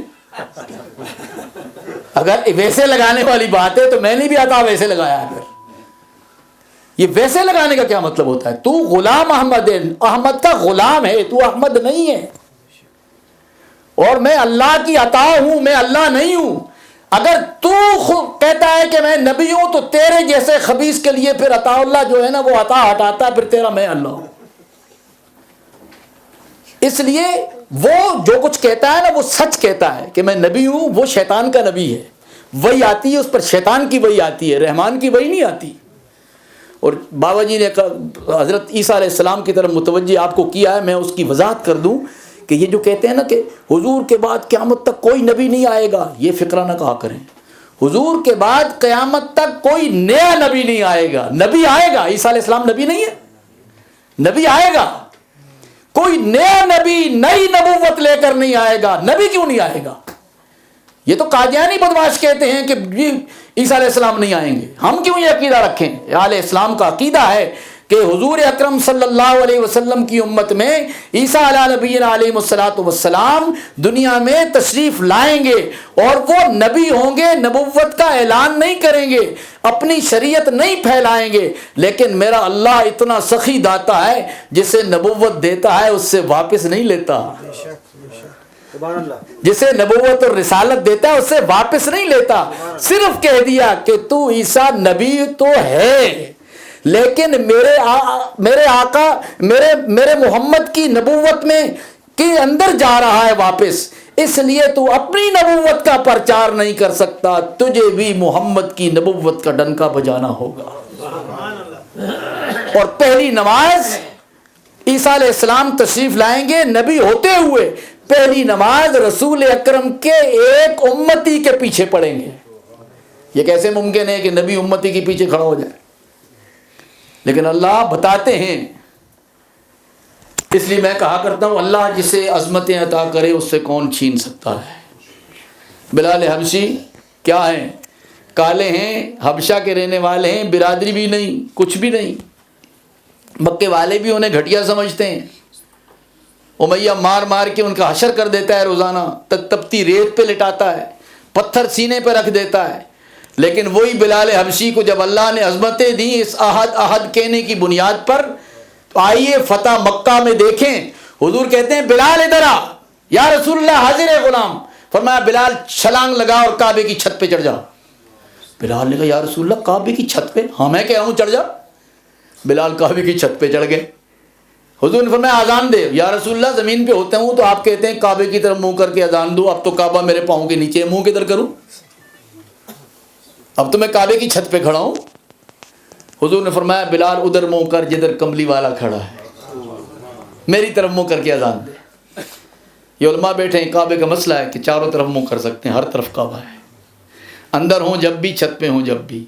چھت پہ چڑھنا آپ کے لیے میرے لیے مکروہ ہے، لیکن بلال کے لیے فرض تھا کہ اسے پیغمبر نے کہا تھا، اس کے لیے فرض تھا کعبے کی چھت پہ چڑھنا۔ اور اس وقت کافروں نے کہا کاش ہم مر گئے ہوتے آج، کہ آج بلال چھت پہ چڑھا ہے کعبے کی اور ہم نیچے ہیں۔ کافر تو ذلیل ہو گئے، جسے کچھ نہیں سمجھتے تھے وہ کعبے کی چھت پر۔ اور بڑی عجیب بات حضرت بن نوری فرمایا کرتے تھے، فرماتے تھے بلال کو کعبے کی چھت پہ چڑھا کر رسول اکرم صلی اللہ علیہ وسلم نے فتح مکہ کے دن بلال کی قیمت بتائی ہے کہ بلال کتنا قیمتی ہے۔ حضور نے فرمایا کعبہ ساری زمین میں افضل ہے، لیکن آج میں قیمت بتاتا ہوں کہ میرا بلال کعبے سے بھی افضل ہے۔ آج بلال کی قیمت کا تعین ہوا ہے، بلال کتنا قیمتی ہے۔ اور فرمایا دیکھو حضور تشریف لے گئے کہاں؟ معراج پہ۔ جب معراج پہ تشریف لے گئے تو حضور نے کہا جبرائیل یہ آگے جوتوں کی آواز آ رہی ہے۔ ہم سے پہلے کون جنت میں چل رہا ہے؟ فرمایا یا رسول اللہ ہم سے پہلے آگے کوئی نہیں ہے، یہ آپ کا بلال مکے کی گلیوں میں چلتا ہے اور جوتوں کی آواز جنت میں آتی ہے۔ عظمت دیکھیں آپ، اللہ نے کتنا نوازا ہے انہیں۔ مجھ سے ایک بندے نے وہاں بنوری ٹاؤن کے پڑھنے کے زمانے میں، وہ کیمرسٹ تھا بدماش، وہ آیا اور اس نے کچھ گڑبڑ کی طلباء کے ساتھ، کچھ علماء کے ساتھ بھی، تو اس نے سوال جڑ دیا۔ اس نے کہا کہ دیکھو جی، محمد صلی اللہ علیہ وسلم اگر اتنا مساوات کے علمبردار تھے تو بلال حبشی غریب تھا، کالا تھا، برادری نہیں تھی، رنگ و شکل نہیں تھا اس کا، کچھ پیسہ نہیں تھا اس کے پاس، تو حضور نے اپنی بیٹی کا رشتہ کیوں نہیں دیا اس کو؟ ساری زندگی بغیر نکاح کے رہا، وہ اس کی شادی نہیں ہوئی۔ وہ کیمرسٹ تھا، کوئٹے کا تھا بدماش۔ تو ہمیں تو سمجھ میں نہیں آئی بات، ہم تو بچے تھے۔ تو میں نے اپنے والد محترم کو خط لکھا، میں نے کہا جی کہ ایسے ایک آدمی آیا تھا اور یہ سوال کر کے لڑائی وڑائی کر کے چلا گیا، تو سمجھ میں نہیں آتی، تو یہ سوال تو ہمیں بھی گڑبڑ کر رہا ہے دماغ میں کہ واقعی حضور نے بلال کو نہ رشتہ دیا نہ رشتہ کرایا، تو یہ تو کمیونسٹوں کا سوال ہے بڑا زبردست قسم کا۔ تو بلال اگر اتنا قیمتی تھا، اتنا بڑا عظمت والا تھا، اتنا حضور کا محبوب تھا، اتنی خدمت کی حضور کی، تو ابا جی نے مجھے کہا کہ بیٹا اس خبیث نے تمہیں دھوکہ دیا ہے۔ بلال کے گھر میں جو بیوی ہے وہ حضرت عبد الرحمن ابن عوف کی بہن ہے، اور عبد الرحمن ابن عوف وہ آدمی ہے جو صحابہ میں سب سے زیادہ امیر ہے۔ اس زمانے میں ان کی بیوی کو کتنا حصہ آتا ہے وراثت میں؟ ان کی بیویوں کو لاکھوں کے لحاظ سے ایک ایک بیوی کو وراثت ملی تھی، کتنا امیر صحابی۔ ان کی بہن عبد الرحمن ابن عوف کی بہن بلال کی بیوی ہے۔ کس نے کہا کہ انہوں نے شادی نہیں کی تھی؟ ان کی شادی تھی، اور وہ بہنوئی تھے حضرت عبد الرحمن ابن عوف رضی اللہ تعالیٰ عنہ کے۔ تو جب جا کے یہ خناس نکلا، یہ اتنے بدماش ہوتے ہیں، یہ جراثیم چھوڑ دیتے ہیں جس طرح آپ کے کمپیوٹر میں نہیں چھوڑتے، تو بس کہتے جی کمپیوٹر خراب ہو گیا۔ تو یہ ان کا آج کل یہی کام ہے کہ جراثیم چھوڑ دو، کوئی نہ کوئی تو خراب ہوگا۔ اس نے بات پھیلا دی، پڑھے لکھے لڑکے بھی پریشان ہو گئے کہ یار واقعی اتنی زیادتی ہوئی اس کے ساتھ۔ نہیں، اللہ کے رسول صلی اللہ علیہ وسلم نے اتنا عدل و انصاف کیا ہے کہ خدا کی قسم اس عدل و انصاف پر تو کوئی مثال ہی پیش نہیں کر سکتا۔ رسول اکرم کا عدل و انصاف کیا ہے؟ حضرت عمر کا زمانہ ہے، خوشبو آتی ہے اور فرماتے ہیں اس کو توڑ کے تقسیم کون کرے گا؟ بیوی کہتی ہیں کہ اگر اجازت ہو امیر المومنین کی تو میں تول کے تقسیم کروں؟ فرمایا نہیں، تو نہیں۔ فرمایا جی کیوں؟ کہا اس لیے تو تولے گی، تقسیم کرے گی، تو اس میں سے چرائے گی تو نہیں مجھے پتہ ہے، لیکن تجھے لوگوں سے زیادہ خوشبو تو ملے گی، تو سونگتی تو رہے گی۔ تو میں نہیں چاہتا کہ میرے گھر کا فرد کوئی تولتے ہوئے بھی لوگوں سے زیادہ خوشبو سونگ لے۔ سونگنے پر بھی ڈرتے تھے۔ بکری کا بچہ ہو یا کتے کا بچہ، اگر نیل کے کنارے مر گیا پیاسا تو خدا مجھ سے پوچھے گا۔ گھوڑے کی مالش کرتے ہیں، غلام کہتا ہے آقا میں، فرمایا نا، سید القوم خادمہم، قوم کا جو سب سے بڑا خادم ہوتا ہے وہی سردار ہوتا ہے۔ کپڑا آتا ہے تقسیم کرتے ہیں، کپڑے پہن لیتے ہیں لوگ۔ حضرت عمر خطبہ دے رہے ہیں ممبر پہ کھڑے جمعہ کے دن، ممبر درمیان میں ایک آدمی مسجد میں کھڑا ہوتا ہے کہ عمر تیرا قد بڑا ہے، جو تجھے کپڑا حصے میں ملا ہے اس سے تیری قمیض نہیں بنتی تھی، تو قمیض بنا کے بیٹھا ہے، کیا کپڑے میں سے چوری کیا ہے؟ تیرے حصے کے کپڑے سے تو قمیض نہیں بنتی تھی، تو آج پوری قمیض پہن کے آج خطبہ دے رہا ہے، کپڑا کہاں سے لائے ہو؟ کدھر سے لیا ہے کپڑا؟ نہیں بولے کہ پکڑ لو، آج کا زمانہ ہوتا تو پتہ نہیں کیا حال ہوتا، کہتے گم ہی کر دو۔ مشرف کے زمانے میں گمے ہوئے آج تک نہیں ملے، گم ہی کر دو۔ حضرت عمر کہتے ہیں اس کا جواب میں نہیں دیتا، میرا بیٹا دے گا۔ بیٹا بھی تو صحابی رسول ہے، وہ کھڑے ہو گئے۔ انہوں نے کہا کہ اصل میں بات یہ تھی کہ جتنا حصے میں کپڑا ابا جی کو ملا تھا، ابا جی کی قمیض نہیں بنتی تھی، میں نے اپنے حصے کا کپڑا بھی ابا جی کو دیا ہے، 2 حصے ملا کے ابا جی کی قمیض بنی ہے، میں نے نہیں بنائی۔ یہ انصاف اور عدل کا تقاضا تھا، اور اسی لیے عمر کے زمانے میں زمین ہلتی ہے تو زمین کو کوڑا مارتے ہیں، مدینے کی زمین کو کوڑا مارتے ہیں، ارتھ کوئی کہا ہے نا زلزلہ، تو زمین کو کوڑا مارا، عدل، عمر تجھ پہ عدل کرتا ہے اور تو ہلتی ہے، تو زمین ہلنے رک گئی۔ علماء نے لکھا ہے کہ عمر کے زمانے سے لے کر آج تک 1500 سال ہو گیا، مدینے میں زلزلہ نہیں آیا، ایک کوڑا لگا ہے عمر کا، دوبارہ زلزلہ ہی نہیں آیا مدینے میں۔ جہاں پہاڑ ہوتے ہیں وہاں تو ارتھ کوئک آتا ہے، لیکن مدینے میں نہیں آیا، ایک کوڑا پڑا ہے عمر کا۔ یہ ہے ان کا عدل و انصاف۔ رحمت عالم صلی اللہ علیہ وسلم نے اپنی سیرت کے ساتھ ایسے ستارے تیار فرمائے تھے، اور وہ ستاروں نے پوری دنیا میں پھیل کر ایسا دین پھیلایا ہے، اور اسی لیے میرے پیغمبر نے فرمایا اصحابی کالنجوم فبأیہم اقتدیتم اہتدیتم، اور کما قال النبی صلی اللہ علیہ وسلم، میرے صحابہ ستاروں کی مانند ہیں، جس کے دامن کے ساتھ لپٹ جاؤ گے ہدایت ہی ہدایت نصیب کرو گے۔ اس لیے یہ صحابہ اکرام رضوان اللہ تعالی علیہ مجمعین یہ دین میں واسطہ ہیں۔ پیغمبر کی سیرت سمجھنی ہے تو صحابہ کو سمجھنا ہوگا، پیغمبر کی ناموس کی حفاظت کرنی ہے تو صحابہ کی ناموس کی حفاظت کرنی ہوگی۔ قرآن کو سچائی دل سے مانتے ہیں تو قرآن پہنچانے کا ذریعہ بھی صحابہ اکرام ہیں۔ اگر آپ صحابہ پہ تنقید کریں گے تو قرآن مشکوک ہو جائے گا۔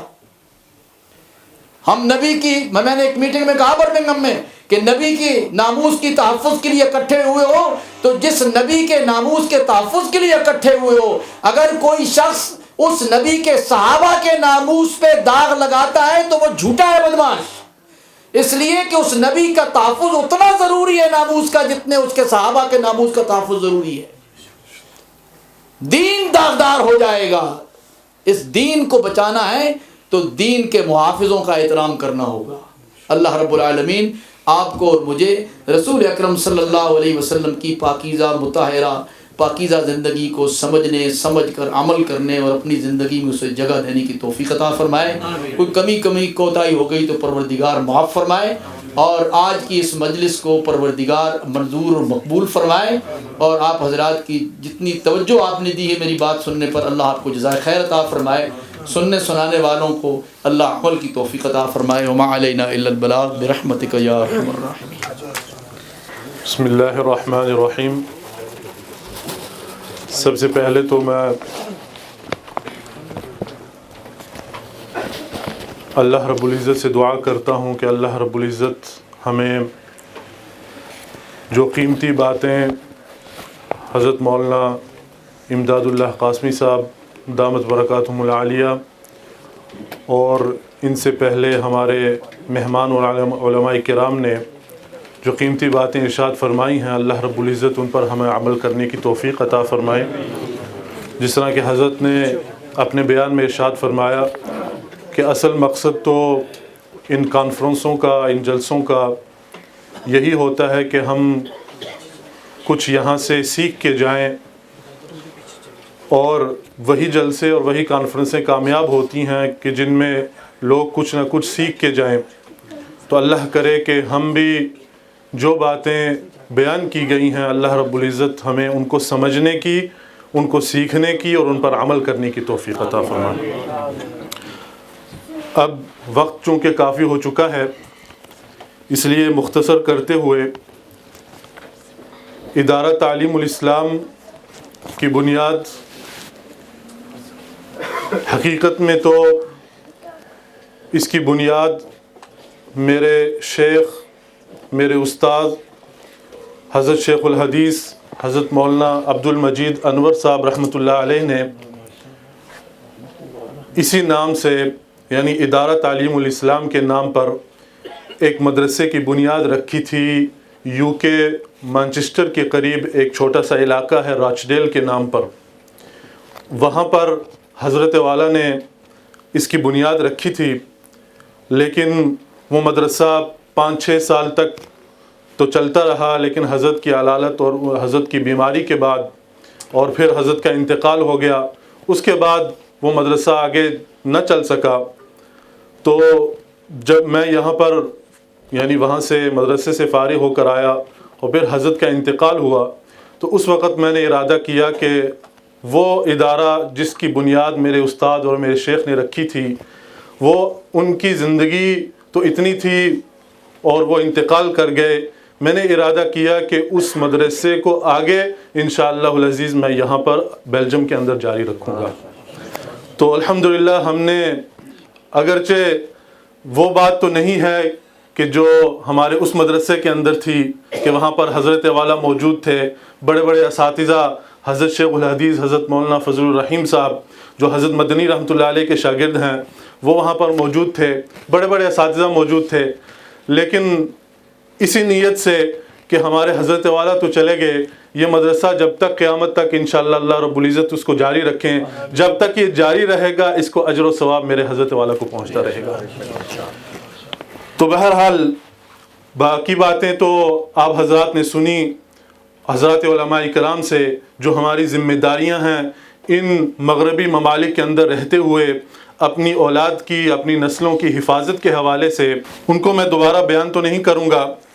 اب انشاءاللہ جو رزلٹ ہیں ہمارے اس ادارے کے اندر، یعنی شلروا کے ادارے کے اندر جو امتحانات ہوئے تھے اس مہینے کے شروع میں، اس کے اندر جن بچے اور بچیوں نے پوزیشن حاصل کی ہے تو ان کے جو ہے وہ نام لیے جائیں گے، اور انشاءاللہ حضرت والا سے، حضرت والا کے ہاتھ سے انشاءاللہ ان کو انعامات دلوائے جائیں گے۔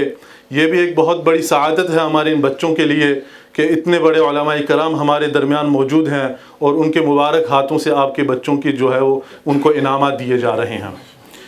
بہرحال بچیوں کا جو گروپ ہے، گروپ نمبر 3، اس کے اندر جس بچی نے 2nd پوزیشن حاصل کی ہے وہ ہے طیبہ محمود۔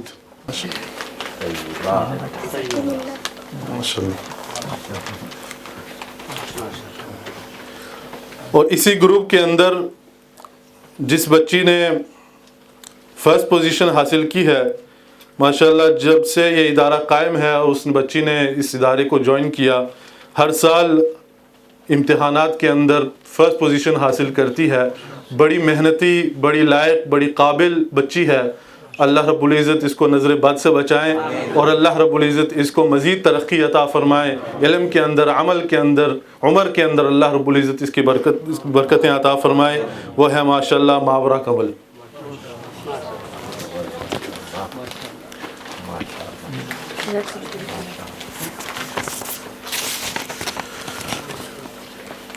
چھوٹے لڑکوں کا جو گروپ ہے، گروپ نمبر 2، اس کے اندر 2nd پوزیشن حاصل کرنے والا بچہ ماشاءاللہ سبحان، محمد سبحان،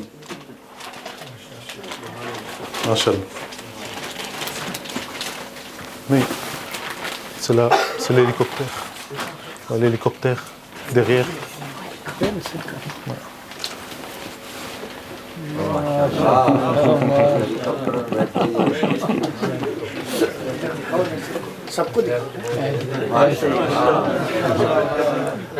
ہم نے سوچا کہ ایسے انعامات دیے جائیں جس سے بچے جو ہیں وہ خوش ہو جاتے ہیں، تو یہ کھلونے چھوٹے بچوں کے لیے ایسی چیزیں ہیں کہ جس سے ان کا دل جو ہے وہ خوش ہو جاتا ہے، اور پھر آئندہ سال باقی بچے دیکھیں گے تو وہ اور زیادہ محنت کریں گے۔ اچھا، اسی گروپ کے اندر 1st پوزیشن حاصل کرنے والا بچہ وہ ہے علی عمران، پاکستان گیا ہوا ہے۔ ہاں، ان کے والد موجود ہیں، وہ خود پاکستان گیا ہوا ہے، چونکہ اسکولوں سے چھٹیاں ہیں تو تشریف لائے ہوں۔ ان کو اپنا بچپن یاد آ جائے۔ اچھا، گروپ نمبر 1 جو بڑے بچوں کا ہے، بڑے لڑکوں کا، اس کے اندر 2nd پوزیشن حاصل کرنے والا بچہ وہ ہے سیف الرحمان رشید۔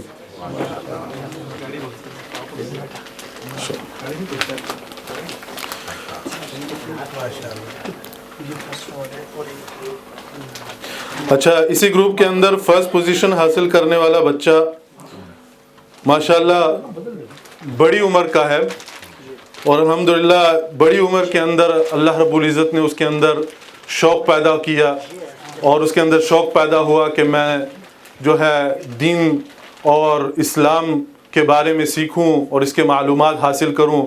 ماشاءاللہ بڑی باقاعدگی کے ساتھ، بڑی محنت کے ساتھ، حالانکہ بڑی عمر کے اندر آدمی شادی شدہ ہوتا ہے، بچے ہوتے ہیں، مصروفیات ہوتی ہیں، کاروبار، کام، سب کچھ ساتھ لگا ہوا ہوتا ہے، لیکن اس کے باوجود وہ اپنا ہر ویکینڈ کو فارغ کر کے ادارے کے اندر آتا ہے، سب سے پہلے یہاں پر آ جاتا ہے اور پوری محنت کے ساتھ پڑھتا ہے، ماشاءاللہ بڑی محنت کے ساتھ، اور وہ ہے سلمان بھٹی۔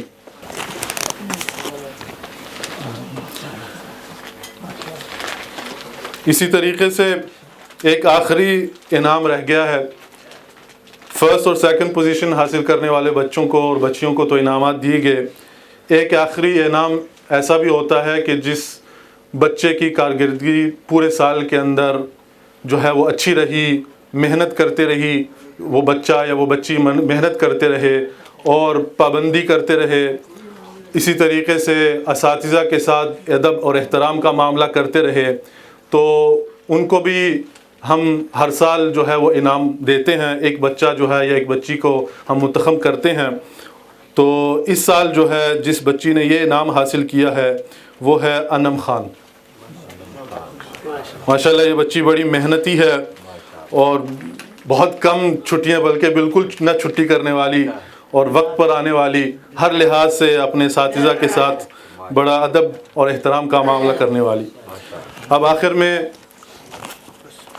اپنے مہمان خصوصی حضرت مولانا امداد اللہ قاسمی صاحب دامت برکاتہم العالیہ کا مشکور ہوں، ان کا ممنون ہوں کہ انہوں نے اپنا قیمتی وقت فارغ کیا اور یہاں پر ہمارے بیلجیم کے اندر، برسل کے اندر، شلروا کے اندر تشریف لائے۔ اللہ رب العزت ان کو اس کا بہترین جزا عطا فرمائے۔ اسی طریقے سے ہمارے جو دیگر مہمانان گرامی ہیں، حضرت مولانا مفتی عبد الوہاب صاحب، اسی طریقے سے ہمارے شیخ عبد الرحمن باوا صاحب، مولانا سہیل باوا صاحب، ہمارے بھائی عبد القادر سانجی صاحب، اسی طریقے سے ان حضرات کے ساتھ جتنے بھی جو ہے وہ دوست و احباب آئے ہیں یو کے سے، ہمارے میسج ٹی وی کے کامران صاحب، عطاء الرحمان صاحب اور دیگر جتنے بھی ان کے ساتھی حضرات ہیں، اسی طریقے سے باہر سے تشریف لانے والے جتنے بھی ہمارے مہمان ہیں، ان تمام کا مشکور ہوں۔ اللہ رب العزت ان کو اس کی جو ہے بہترین جزا عطا فرمائے۔ آپ حضرات جو یہاں سے یعنی شرروا کے شہر کے رہنے والے ہیں، بڑی محبت کے ساتھ آپ حضرات تشریف لائے، ماشاءاللہ اوپر بھی حضرات موجود ہیں، ہماری بہنیں بھی کافی دیر سے نیچے بیٹھی ہوئی سن رہی ہیں۔ اللہ رب العزت آپ حضرات کو بھی اس کی بہترین جزا عطا فرمائے، اور جو مقصد تھا ہمارا یہاں پر جمع ہونے کا، اللہ رب العزت وہ مقصد ہمیں نصیب فرمائے۔ اب انشاءاللہ حضرت والا دعا فرمائیں گے، اس کے بعد انشاءاللہ العزیز عشاء کی نماز ادا کی جائے گی۔ اس کے بعد آپ حضرات کے لیے ہمارے دوستوں نے جو ہے وہ آپ حضرات کے لیے جو ہے وہ کھانے کا انتظام کیا ہے، اس میں ہمارے حاجی منظور صاحب ہیں، اسی طریقے سے عامر صاحب ہیں، اور ہمارے حافظ شعیب صاحب ہیں، ماشاءاللہ صبح سے لگے ہوئے ہیں، کھانا بنا رہے ہیں، ہمارے شیخ صاحب ہیں۔ یہ تمام حضرات ہیں کہ جنہوں نے بڑی محنت کے ساتھ اس جلسے کو، اس مجلس کو جو ہے وہ کامیاب کیا۔ اللہ رب العزت ان کے جان مال جو ہے اس کے اندر برکتیں عطا فرمائیں۔ اب انشاءاللہ دعا ہوگی، اس کے بعد انشاءاللہ نماز ہوگی۔ اللهم إياك نعبد وإياك نستعين اللهم اهدنا الصراط المستقيم صراط الذين أنعمت عليهم من النبيين والصديقين والشهداء والصالحين اللهم ربنا آتنا ما وعدتنا على رسلك ولا تخزنا يوم القيامة إنك لا تخلف الميعاد اللهم إنا نسألك الهدى والتقى والعفاف والغنى اللهم ربنا تقبل دعانا وصلاتنا وقيامنا وركوعنا وسجودنا إنك أنت السميع العليم۔ پروردگار جتنے ہاتھ اٹھیں یا اللہ، بچی بچوں کے، عورتوں مردوں کے، بوڑھے جوانوں کے، یا اللہ سب کی جائز حاجتوں سے تو واقف ہے، یا اللہ سب کی جائز حاجتیں پوری فرما۔ پروردگار سب کے آنے کو، بیٹھنے کو، سننے کو، سنانے کو اپنی بارگاہ میں منظور و مقبول فرما۔ اپنے حبیب کے صدقے یا اللہ سب کی مرادیں پوری فرما، یا اللہ سب کی پریشانیاں دور فرما، یا اللہ سب بیماروں کو شفائے کاملہ عاجلہ مستمرہ دائمہ عطا فرما۔ پروردگار عالم جتنے ان کے رشتہ دار عزیز و اقارب مر چکے ہیں، آج کی اس مجلس کی قرآن کی برکت کے ساتھ یا اللہ ان کی قبروں میں نور بھر دے، یا اللہ ان کو معاف فرما دے، معاف کر چکا ہے درجات بلند فرما۔ پروردگار عالم پاکستان خصوصاً اس وقت کرائسس میں پریشان حال صورتحال میں پھنسا ہوا ہے، پروردگار پاکستان کی خدمت کرنے والوں کو خدمت کی توفیق دے اور اس کے خلاف سازشیں کرنے والوں کی سازشوں کا ملیہ میٹ فرما۔ اللہم ربنا آتنا ما وعدتنا علی رسولک ولا تخزنا یوم القیامہ انک لا تخلف المیعاد۔ اللہم یا عدتی عند شدتی ویا غوثی عند قربتی احرسنی بعینک التی لا تنام واکنفنی برکنک الذی لا یرام۔ اللہم ربنا تقبل دعانا انک انت السمیع العلیم، تب علینا یا مولانا انک انت التواب الرحیم۔ پروردگار اس مدرسے کو تا قیامت باقی رکھ یا اللہ، اس یہاں سے ہدایت اور مرکز کے فوارے پھٹوا۔ پروردگار اس کو اپنی بارگاہ میں منظور و مقبول فرما، پڑھنے والے، پڑھانے والے، اس کو بنانے والے، اس کا تعاون کرنے والے سب کی یا اللہ ان محنتوں کو اپنی بارگاہ میں قبول فرما۔ ربنا تقبل دعانا انک انت السمیع العلیم وتب علینا یا مولانا انک انت التواب الرحیم۔ صلی اللہ علی النبی الکریم وعلی آلہ واصحابہ اجمعین برحمتک یا ارحم الراحمین یا رب العالمین۔